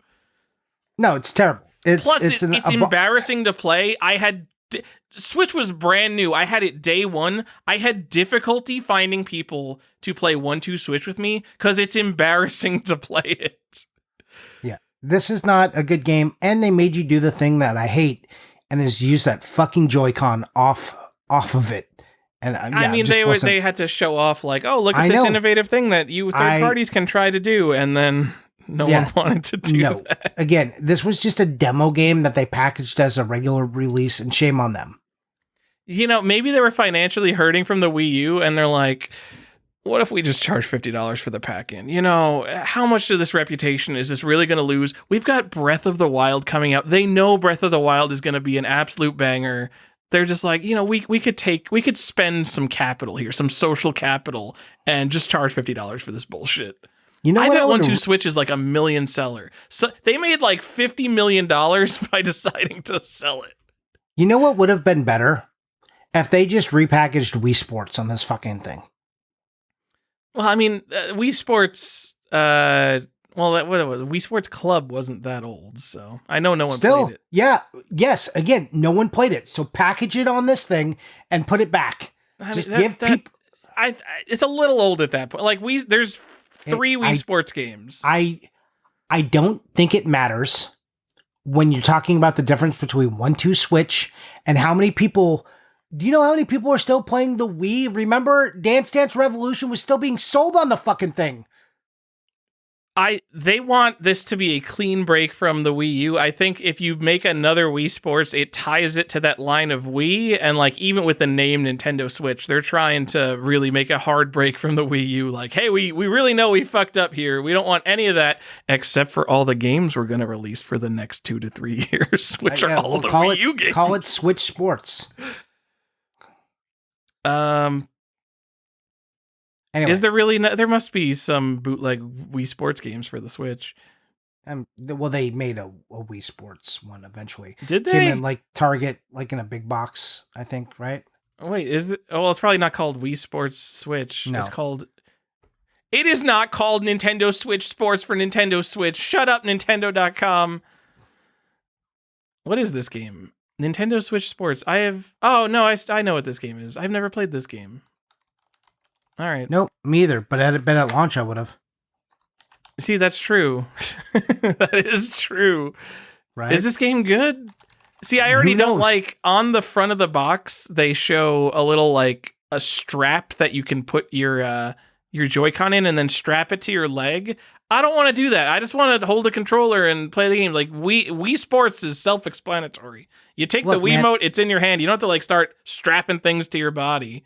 They have bowling, they have lightsaber fighting, and they have tennis. This is just Wii Sports redone for the Switch. If they would have just done this instead of 1-2 Switch, they could have sold it That telling you. All right. We'd be talking about this console lineup a little bit differently, even though I think putting out Breath of the Wild and giving some grace to that Mario Kart because it was supposed to be out, that's a banger. Those are 2 bangers. That's a hell of a +1, whichever way you pick it. I hate 1-2 Switch so much.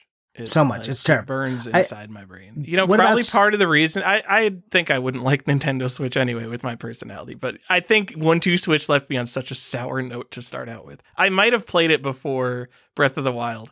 I think my order was I played through all of the Blaster Master game, Blaster Master Zero, then I played 1-2 Switch, then I played Breath of the Wild. Ugh. Yeah. Super Bomberman R was fine. Did you play that? I did not. I didn't think it looked good. A lot of people thought it looked good, and I think they were lying. So, anyways, a condensed lineup, but I think there's some good stuff here. But yeah, I don't know. It's hard for me to pick out 2 better games than Breath of the Wild and Mario Kart 8 Deluxe together. Like, what's your 1-2 that's better than that? No, I mean, that's the best one, too, if Mario Kart 8 Deluxe was a Switch game. It's a Switch game. They it's added a a bunch scam. more stuff. It's not. It's like counting Super Mario All-Stars. Doesn't count. No, it counts. It's Can't more pretend a the Wii Switch U game didn't at exist. this. It's more of a Switch game at this point than That's so weird. than a Wii U. Oh man, It lives is that so an much episode? longer Can on we the think Switch, of games and they added that so much more. games where the re-releases are more widely played than the original release? Yeah. There's probably something that we could think of with that. Probably. We could look into it. All right. Anyways, so if you're not picking that as your 1-2, I think it's the strongest 1-2. What do you got? I think it's 1-2 Switch. Okay. No thanks. No, I'm saying like this is all we've done all the Nintendo ones. All the consoles. No, I mean that is the strongest one too. Yeah. So like if we go back, like what else is there? You got to go to like Super Nintendo, right? Super Mario World is like, like there's no obvious number 2 because like F-Zero Pilot Wings and SimCity are all so good, and Gradius 3, I guess. And like kind of the same with the black box games. Like you would be happy with any of them depending on your tastes, but it's like Zelda and Mario Kart everyone's going to be happy with. Yeah. That's kind of it's going back to like the universal crowd pleasers. I'll get the 9 and 10 out of 10s, and then some stupid niche bullshit like Tank. What is it? It's got a 47? Tank has a 47 on Metacritic. Yeah. Tank's a good arcade game. Like that's ridiculous. I like Tank. I never played the console version because why would I spend $50 for a game I play at Dave and Buster's? But like, do you want to know what's got some real bangers? Do you want to know a lineup that might have like the craziest bangers for like just 3 games? You get 3 games here. Oh, is it the Atari Jaguar? What is it? No, it's the GBA. See, you said we're not going to talk about this. I know. I'm just saying. Now you're over here just like peeking into your spreadsheet. Peeking into it. I also think the Wii has like a pretty strong call. You got some good stuff on the Wii. Twilight Princess, man, pretty hard. But I agree with you that a lot of these games aren't the versions I want to play on it. Yeah, I think like if I have to I want to be able to take an Instagram picture and have the entire launch lineup and be like excited for what's there. And you do that on Super Nintendo, it's like, damn, there it is. You do that for the Game Boy, it's like, oh, damn, it's all the green screenshot games because the original releases of those 5 games had green screenshots on the back instead of yellow ones. And everyone's like, oh, man, that's really cool. And you do that with the Wii, it's like, oh, did you hit the flea market today? Yeah, what'd you do? GBA, though. Whew. You get Super Mario Advance? You get an F-Zero, a Castlevania? Come on. Circle of the Moon, F-Zero Maximum Velocity. I remember thinking Iridian 3D was crazy too, because that was like a really fluid 3D game on the GBA. And Tony Hawk Pro Skater 2 was crazy because that was 3D. Forced perspective, weird 3D. And then the Game Boy Color, Johnny, it had Bomberman, which Pocket Bomberman was there a Bomberman just on Game Boy? That was only Game Boy Color? Look, the Game Boy has a super strong 1-2. You have Super Mario Land and you have Tetris. Yeah. How do you fight that? So then Game Boy Color comes out with Wario Land 2 and Tetris DS, and it's like, fine, but those are just worse versions of the game. Like, not necessarily worse versions, but less exciting, less well-remembered versions of the things we already had going on Game Boy. Yeah. Freaking Game Boy Color, you ruin everything. Well, and so I wanted to I'm glad you brought this back up, because part of the confusion with the Game Boy Color was also there was these other games that you could play like right around launch that worked on your Game Boy Color and your Game Boy that started releasing, the black cartridges and stuff. And the Switch 2 has created the same confusion with like, can I play this on my Switch 1? Yeah. This Switch 2 game I can play on my Switch 1, but I can't play this game on my Switch 1. It's what a weird thing to be back at, because if anything we should take from the Game Boy Color is how not to succeed. Don't follow the path of the Game Boy Color. So, Johnny, as a boring adult who doesn't really keep up on games news anymore, I need to remind people, when I was like 17 years old and all I would do is consume as much game media as possible, because there was really a pretty limited amount of it that you could get. Just like, that's why Tech TV was so exciting. You could see video games on TV.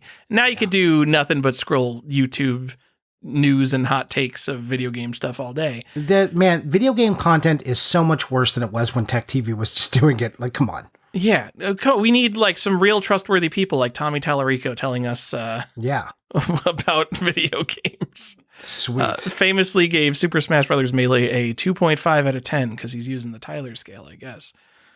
Yeah. Tommy Tallarico's a huge dingus. Yes.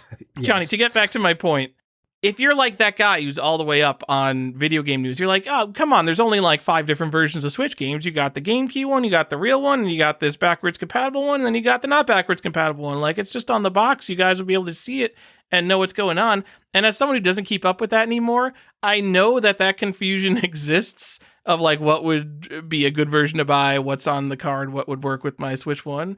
And I'm just like, I'm the adult now who's like, I don't care, and I'm just never going to figure that out. And that's what everyone's mom and dad does, unless their kid explains exactly what they need to them. So I'm the old person who doesn't care to figure any of that out. I don't care to figure out that a Wii U is a different console from a Wii. I just don't care. I'm old. I have a job and better things to do now. Yep. There's more important things to be done. And for all those times you didn't understand, now you know. Yeah, now you understand it. You need to make this easy for me, who wants to put in literally less than 0 effort. Yeah, well, it's like, look, I know that the kids all understand it, but I'm the one with the money, so you better make it easy for me. Xbox is going to come out with their next console. It's going to be called, like, the Xbox, and I'm just going to be like, you know what? That's too weird. I just don't care about your console. I mean, they've already done that by releasing all their other nonsense, but, like, whatever it's called, I'm just going to be like, I don't care, because your consoles are too confusing. I think they're just going to call it the Xbox Omega. Is that really a thing?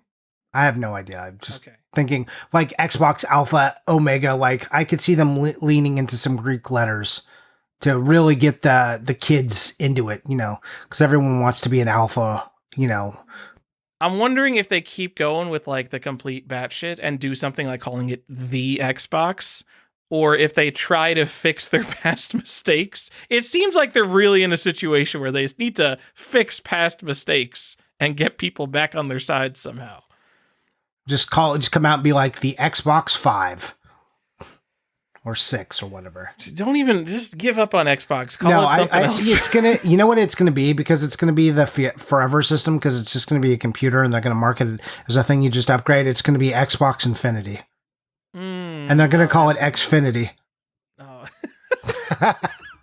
That's our show. See you guys in 2 weeks. Yay! Okay, I did it. Sorry. That was a lot of setup to get there. Tyler? Yeah.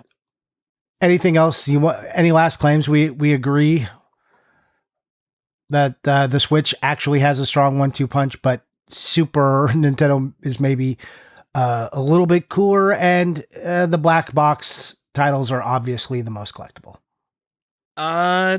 Yeah, I think basically any of these. I think the Wii, even the Wii U has Mario U.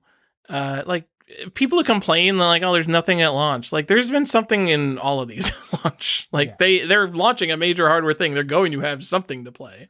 I mean, and this doesn't even speak to every freaking game that's online that you can just go play. Like, from the eShop, the Nintendo store has gotten so much better. If you're sad about this launch, you're a crazy person for that. There's reasons to be upset about it, but your selection is not it.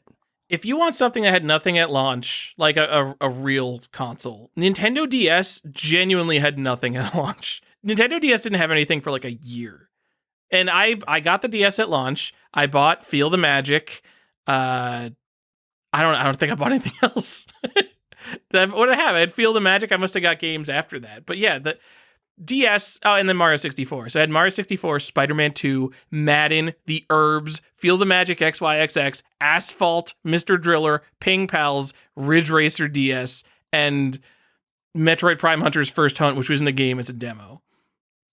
Cool. Just awful. That was their Christmas lineup, dude. Ew. You know what it had, though? It had a GBA slot and a backlight, so I did not care. That's true. Also, this is a summer release console, which is a little bit different. So they're rolling into the summer. They've got a whole giant window up to the holidays. So an interesting strategy unfolding in front of us. I do feel a little that it's a Nintendo Switch Pro, but as someone who isn't really keeping up with it, and because I still know, like, okay, it's this handheld thing. It's clearly like not as powerful as a PS5. So we've got a brand new console that's not as powerful as this thing that's already been out for a while. It just, I realize Nintendo's competing on like a different level now. They're getting all the games. That's all that matters. So I think before we get into a question, the Ask the Podcast section and the best thing we saw, do you want to tell people about your favorite new Jaguar game that you discovered? Oh, yeah. The Atari Jaguar launch titles, Johnny, was Cybermorph, which is a 3D space shooter. What is Cybermorph? What do you describe that as? I don't know. I think that was think fine. of like if Star Fox was the worst game you'd ever played. Let's call it that. It's a shooter, but it's not good. And then Trevor McFur in the Crescent Galaxy. Johnny, I saw this game and I thought it was a homebrew. It was going to be the Jaguar pack-in, and they swapped it out for Cybermorph. It's a furry, like genuine furry, horizontal 2D space shooter with no music.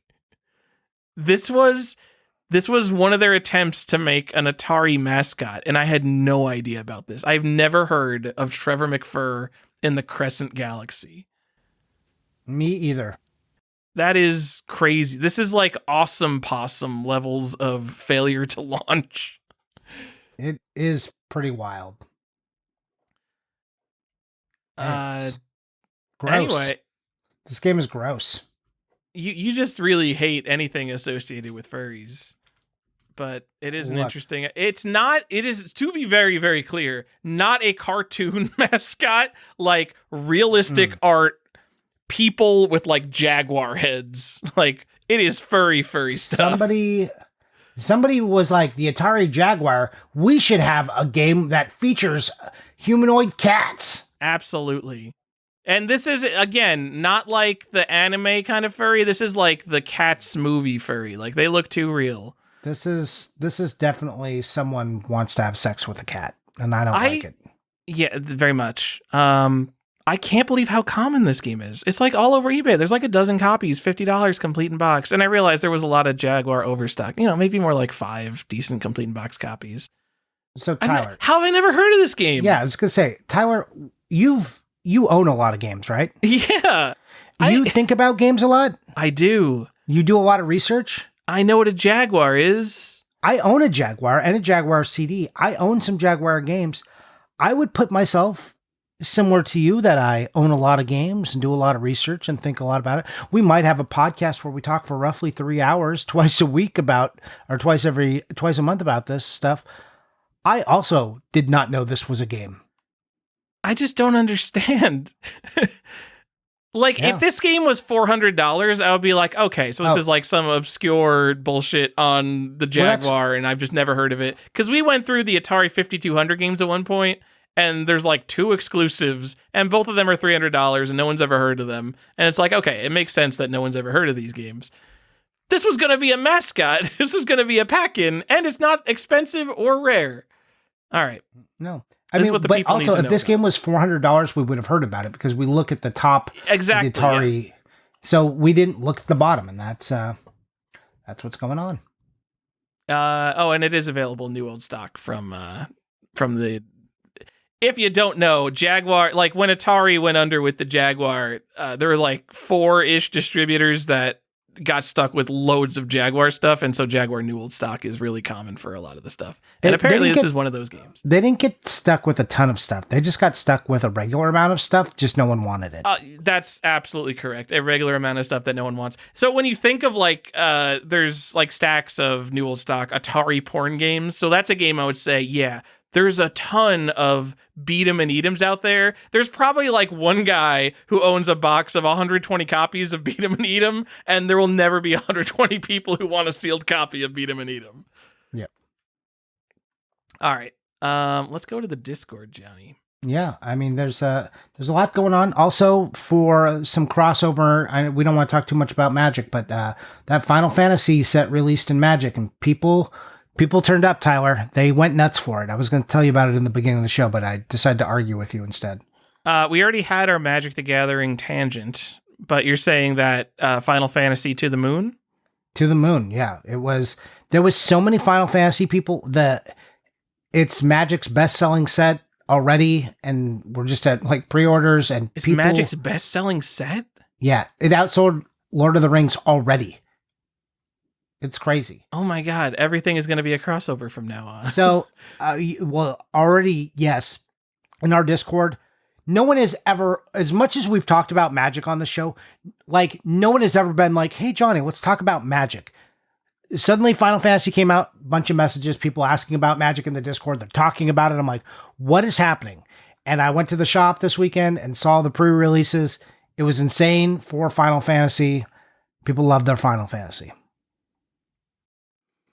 So if you love video games and Final Fantasy and kind of are interested in card games, now there's Magic the Gathering having the card game, to be clear, has Final Fantasy. All right, Johnny, in the Discord, I'm going to highlight 2 things people posted. Ruben posted for the Nintendo Wii, My Horse Club on the Trail of the Mysterious Appaloosa, which looks like a fake game that you would put on like a TV set as like a funny fake game to have in the background. I think it's funny that game kind of exists. And then Galdius, in addition to buying a ton of new Brazilian Switch and Switch 2 games, he got a Chrono Trigger registration card, which we all think is very exciting because we all care about the Chrono Trigger registration card a lot now. Yeah. I mean, Living Bits also showed off Cyber Shadow and Castlevania Dawn of Shadows for the DS. We got some sealed Genesis games. We got a sealed Barbie in here. But the best thing I saw on the Discord tower, do you want to know? The best thing I saw. Hashtag blood from our friend Future Man. It is hashtag blood because I like to support the people who support us. Go buy a copy of hashtag blood. Oh, wait, you can't because it's sold out. So go get it on eBay for honestly probably the same price because that's how these limited run games work. There was some Motocross Maniacs were posted. Elois has he's got 1 and 2 Game Boy and Game Boy Color and nice grades. So that was cool. And Gollum posted a nice Twinbee that was signed by Jeremy Parrish. So that was like a weird thing to see. What was the context of that? I don't remember. I would feel a little weird signing a game that I had no relation to. Like, yeah, I am very sure Jeremy Parrish did not work on Twinbee. Yeah.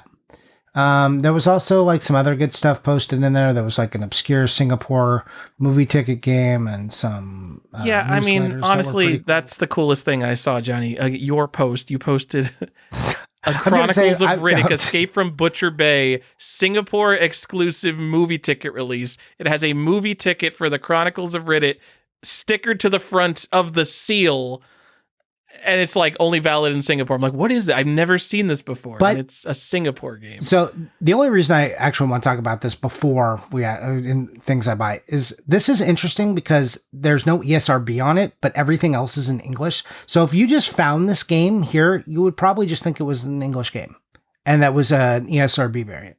I would notice no ESRB. I think that ratings logos are so ugly that I get a little excited when I see a game without one. Like, even if it's an old game, I'm just like, oh, look, the whole art is there. Like, something special about this. So I would immediately notice.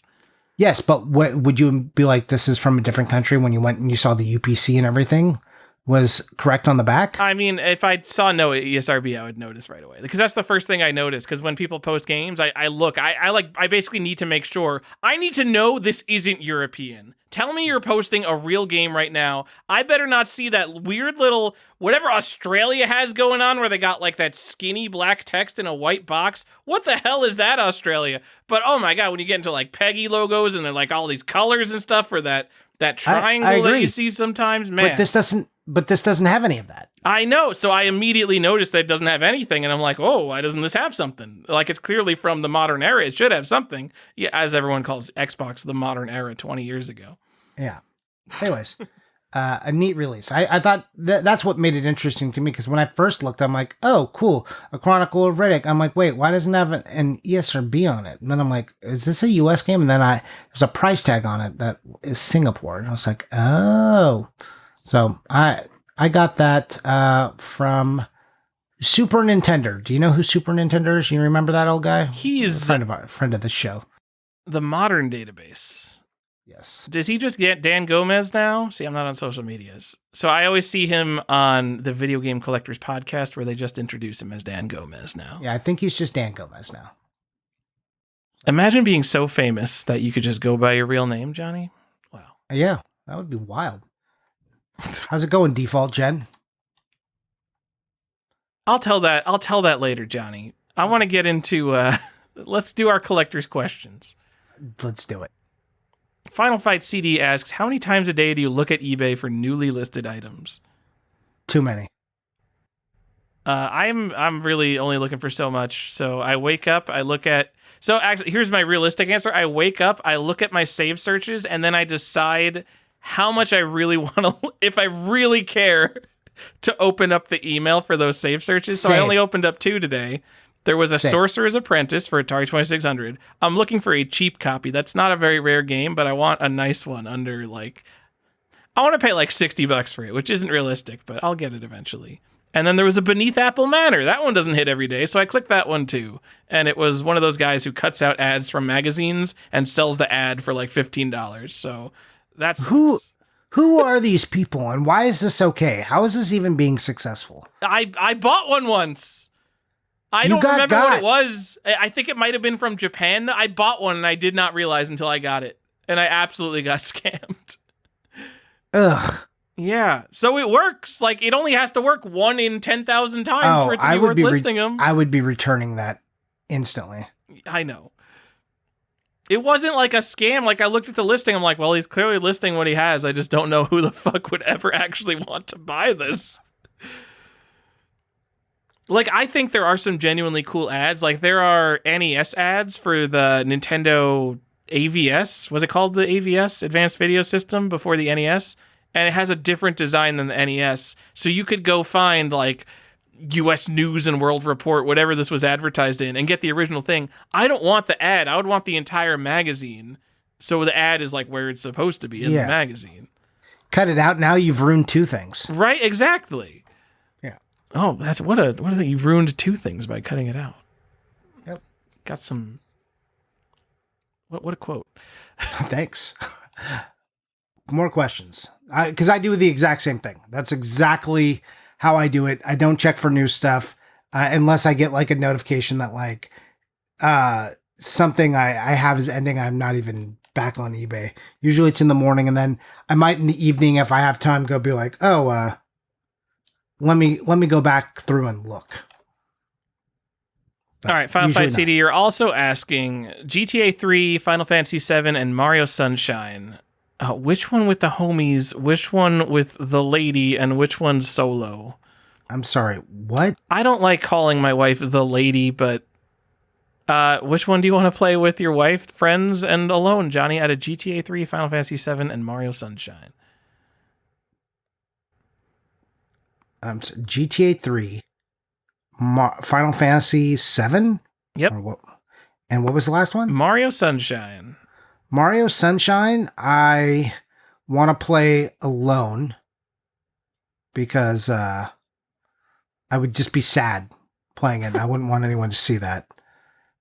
Final Fantasy, I would play with my wife because it's pretty boring and she could look at her phone and not miss anything. And GTA with the boys because we'd be running people over. All right. I mean, that's clearly the logic for Final Fantasy 7. You could enjoy that by not playing it. That's clearly one with the wife. So I'm going to say that all GTA gameplay is basically, this is a real oversimplification. It's all the same and not very fun to look at. It's like, oh, great, you're going on a rampage and running people over with a tank and speeding through streets. It's kind of all the same. I don't think that would be very fun to play with people. So I'll play that alone. And then Mario Sunshine will be fun because there are some kind of hard levels, like the pachinko level and some of the platforming, and it would be fun to watch your friends fail. That's all I got on that one, Johnny. Okay. I'll do one more. The Fleo asks, did Atlas crawl so limited run can fly? So did LRG perfect the boutique game industry that Atlas, Working Designs, etc. invent? Well, I think that's making a large leap to say that limited run perfected anything. Well, so no, they have perfected their model because they used to get something and release like 2,000 copies, and they realized, oh, we could sell a lot more, and then they've like production lined their collector's editions to be, you put in a coin and a statue and some stupid thing, and so my answer to this is still no, because what Atlas did is create interesting special editions, or not interesting. The idea that a special edition could just be like a couple little things and you could call it a special edition. So I think they kind of, if you want to say they crawled so modern special editions could run, yeah, I would go that route, but not limited. So are you talking Atlas or Working Designs? Oh, Working Design. Yeah, so I don't think Atlas at all is in the lineage of limited run games. Like maybe tangentially, but Working Designs is. Yeah. Atlas basically just took some cool niche Japanese games and released them in America, which is not what limited run games does. No, they take not niche games from Steam and release them to everybody. Or they take Game Boy games that everyone's ever seen and N64 games. Basically, they copy paste. Oh, hold on. I see the lineage. So the lineage is Atlas releases cool Japanese games for Americans, doesn't do anything weird and collectible. Working Designs releases some cool Japanese games for Americans, but also makes like these weird collectible releases. And then Limited Run Games is basically just the collectible releases. So there is a lineage. It's just kind of, it morphed from entirely one thing into entirely something else. Yeah. I don't know. Also, Limited Run is not the same as it was. It's kind of it's a different animal than it was 3 years ago and 5 years ago. I'm saying when they started the pre-order system, it ruined my interest in limited run games. Once everyone can have it, what's the point? I want that Charizard because not everyone can have that Charizard. Especially when it's like, some C-list game that I don't really care about. Well, I mean, again, we keep going back to Pokemon, but I think that's interesting because, like, in modern collecting, there's so many of these Charizards released. There's literally PSA graded 9s and 10s closing like 3 or 4 times a day of all the big hits. Every day, and they're selling. Every day, 4 or 5. Like, at least, at minimum, probably 20, actually. There's more than 20 people a day who want them. Yeah, which is, so, it's not that, oh, no one can have them. It's like everyone can have them, and that's it's like a little bit too inclusive. It's a little too friendly, even if the prices aren't. You want to get unfriendly, go buy that Pikachu dressed as Mario or Luigi. That's unfriendly. Really cool, though. So I guess I don't know enough about how Working Designs releases actually happened, and I know that there are people kicking around our circles who are like, they're like, I'm buying TurboGrafx CD games directly from Vic. Like, Yeah, I was interacting with him on Usenet all day. But they didn't intentionally limit things. They just, like, they didn't want to sell few copies. They were just a niche publisher. They were just selling games that didn't have, that had a dedicated fan base, but not a gigantic fan base. Yeah, and like some of their games, like the Lunar games on PS1, those are like pretty hit games. There are a lot of copies of that running around. Yeah. I mean, there's a lineage. I don't know. Is Working Designs and their sort of collectible releases, is that the start of like a really collector focused publisher? Well, that's what I'm saying. I think that's more for special editions, not really for what Limited Run does. Yeah, I mean, forget Limited Run. Just like, let's go for like focusing on collectors. I think so. I think they were the first people to kind of show that, like, hey, and no, I don't even think that's true, because I think there was computer releases that did that first, and I think they applied some of the sensibility that was coming from PC games and put it on video game consoles. So even not counting, like having stupid junk in the box, which I think is stupid, but the thing that makes Working Design special is that they're like proud of what they're putting out. So when you pick up Lunar the Silver Star, it's got the embossed glossy logo. Even the Sega CD thing on the side is like metallic. I think their logo is intentionally loud and pink to be like, oh, we're proud to put our very loud, stupid stamp on this game. You will recognize it right away. I don't know how much of that is just that we've conditioned ourselves to recognize the Working Designs logo, but just like higher quality materials and, you know, doing their own translations for better or worse. They in their mind were putting out a very high quality product. Yeah. I don't disagree with any of that. And again, like they have the pins and stuff, and they have a special catalog where you could go get more stuff. And like they were the first company to be like, you could be a fan of us, the company. Is that the first one? I kind of think so. I mean, Nintendo, Sega had this, like you can't even say that. Every one of these companies had these little newsletters. I just showed a bunch of newsletters. Acclaim had a newsletter. Okay? That was like crazy. So, hold on. All right. So I think we'll agree like yes and no is the answer to the question. But I do want to go back to the newsletter thing. Who posted the Acclaim newsletter? That was me. That was you. There was an NES era Acclaim newsletter? Do you guys know how bad the Acclaim NES games are? Who was buying the Acclaim newsletter? It wasn't free. I think it was something you had to pay for. It was. You it had a price on the back. What were you... Airwolf? WrestleMania? Winter Games? Star Voyager? Acclaim did not have the hits. They had the Come on. I've got multiple. It was, to be fair, it was the Acclaim and LGN newsletter at some point. Oh, well, you know, if you have the LGN games in there. Honestly, the LGN games are better than the Acclaim games. Yeah. And Sunsoft had one, which is obviously very cool. The Sunsoft one is sweet. That's obviously super good. Warrior World had, for Enix, they got like 8 editions of that. So that was pretty cool. Warrior World for Phoenix? What are you talking about? Warrior World for Dragon Warrior. Square Enix. That was one of the newsletters that I had. This had a newsletter all about Dragon Warrior? Yeah, there was like 8 of them. It went for like 3 or 4 years. What could it have had that Nintendo Power didn't have? Tips on to aid for Dragon Warrior 3. Insights into Dragon Warrior 4 that was coming out. I guess did it have like the Game Boy Color games, or was it before that? This is way before that. This is spring of 1992. This is volume 2, number 1. Sneak peeks of like Dragon Quest V in Japan. I'm sure they must have had stuff like that. Yep. How much could there be for the newsletter otherwise? Yeah. I can't imagine having a newsletter for a game that came out and you cannot update it. And it's just like, well, we got to come out with some more content, guys. Here's the speedrunning scene. I don't know. Yeah. I got these from Josh Byerly. Thank you, Josh. And he supposedly has more of these Warrior Worlds, and I'm very interested. So, Johnny. Anyway, yeah, that's it. We did it. What are you buying? What are you playing? Well, I bought some Acclaim newsletters. Did you ever hear about those? Some Sunsoft ones? Really cool. But it also has LJN, and the Angry Video Game Nerd doesn't like that, so it's bad. Oh God.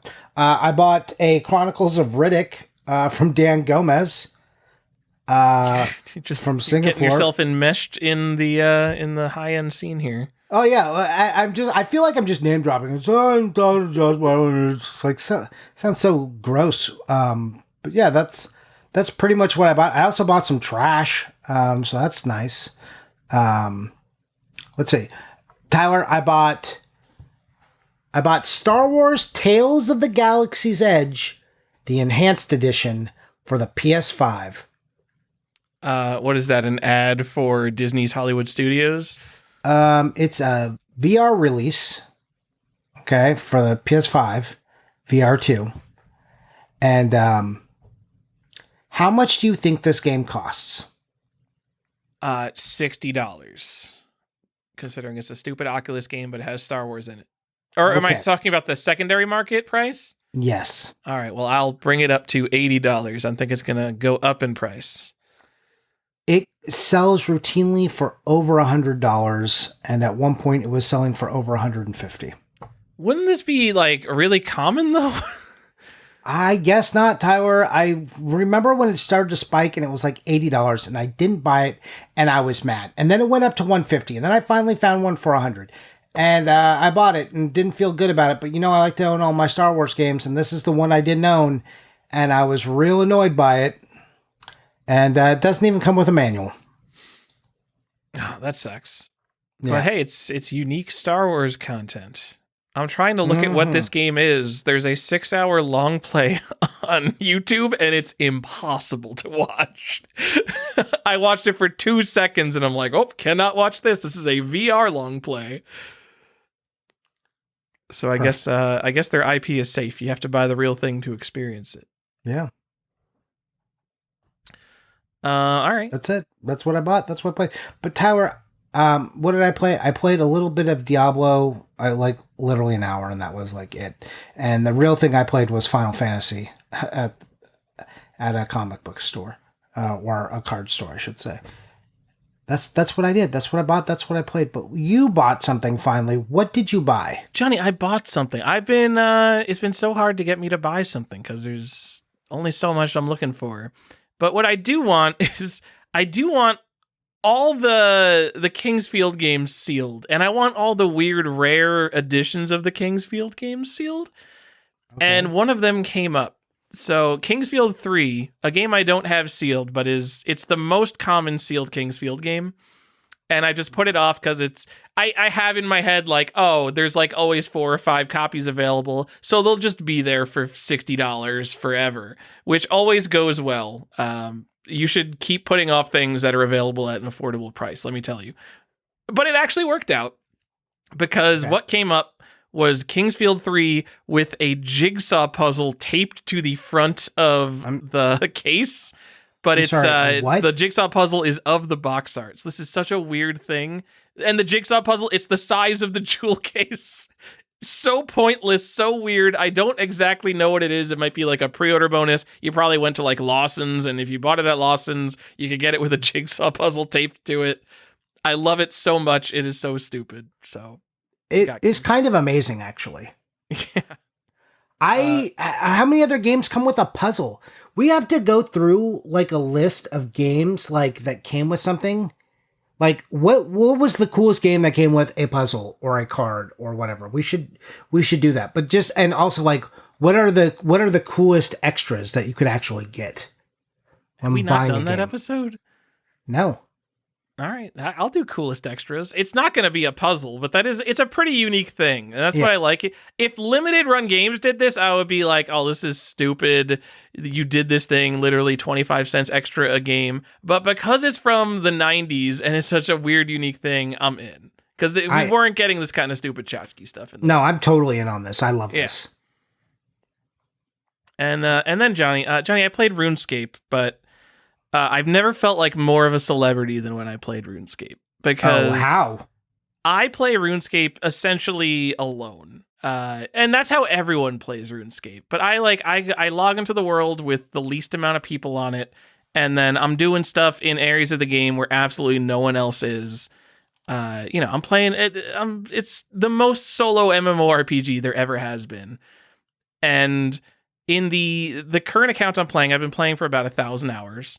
And this is the first time I've ever really had to interact with something. So there's like basically a PvP minigame that I had to do to progress something. And I logged into the place I needed to be for like 3 minutes. And there's probably 200 people standing in this sort of lobby area. And someone just says like, default, hey, what? They right-clicked a stack of people and noticed my name immediately. The in-character name was Missouri. So, hey, Missouri, you were listening to episode 268 of Collector's Quest Podcast when I talked to you. That was really weird and really cool, I guess. I'm super big celebrity because, as you know, Collector's Quest reaches millions of people every week. So the chances of that happening were just super high. That is really weird. Was it? I wonder if it's the same guy who mentioned you on YouTube, which is his name on YouTube is Operation Wojak. Yeah, I don't know. Their in-game name was Missouri, and so Operation Wojak on YouTube. So Operation Wojak has a maxed Iron Man account, and we're talking. This is like to max a RuneScape Iron Man account takes like 10,000 hours or something. And then Missouri, the person who recognized me in game, also has a maxed Iron Man account. So either they're the same person, or we have some very hardcore RuneScape players listening to this podcast. Which, if our target demographic is RuneScape guys and truckers, I think we've made it. Yeah. All right. I mean, hey, I'm there with you. I mean, yeah, the same things appeal to both of us. Johnny, I'm just gonna let those people know. My grind is over, and I finally got my fighter's torso. All right, you did it. It's pretty good. Congrats, Tyler. You did a thing. Kinda. Anything else that? No, you already told me, Johnny. Is that it? Is that the show? That's it. Do you want to give any plugs? Tell people to go to our Patreon. Yeah, you can do that. Is this worth paying for? Yeah. All this amazing content. So if you want to be a part of our Discord, talk to all the best collectors there are, you can do that by going to patreon.com/collectorsquest. And for, was it $4, $5? I don't even remember how much we charge. You can be one of our patrons. You get access to our Discord. You get access to our bonus content, which we release, I don't know, like one a month. We do an extra little bonus episode. And really, it's the Discord. That's the thing that you should go for. Yeah, that's it. And go listen to all of our friends. There's a lot of other good video game podcasts, video game collectors podcasts. Josh Byerly's been on Whatnot, so if you're looking for things to buy, you can go do that. The Unlockable podcast. Who else has podcasts? We're missing people. Don't start listing people, because then when you miss someone, people feel bad when they're left out. Okay, well then cut all of it. Anyways, okay, yeah. Anyways, that's it for the show. We appreciate all of you who support us. Thank you so much for giving us your time. I know time is valuable, and to spend it with us is quite the compliment. Thank you so much. Hope you enjoyed it, and we will talk to you next time. Bye!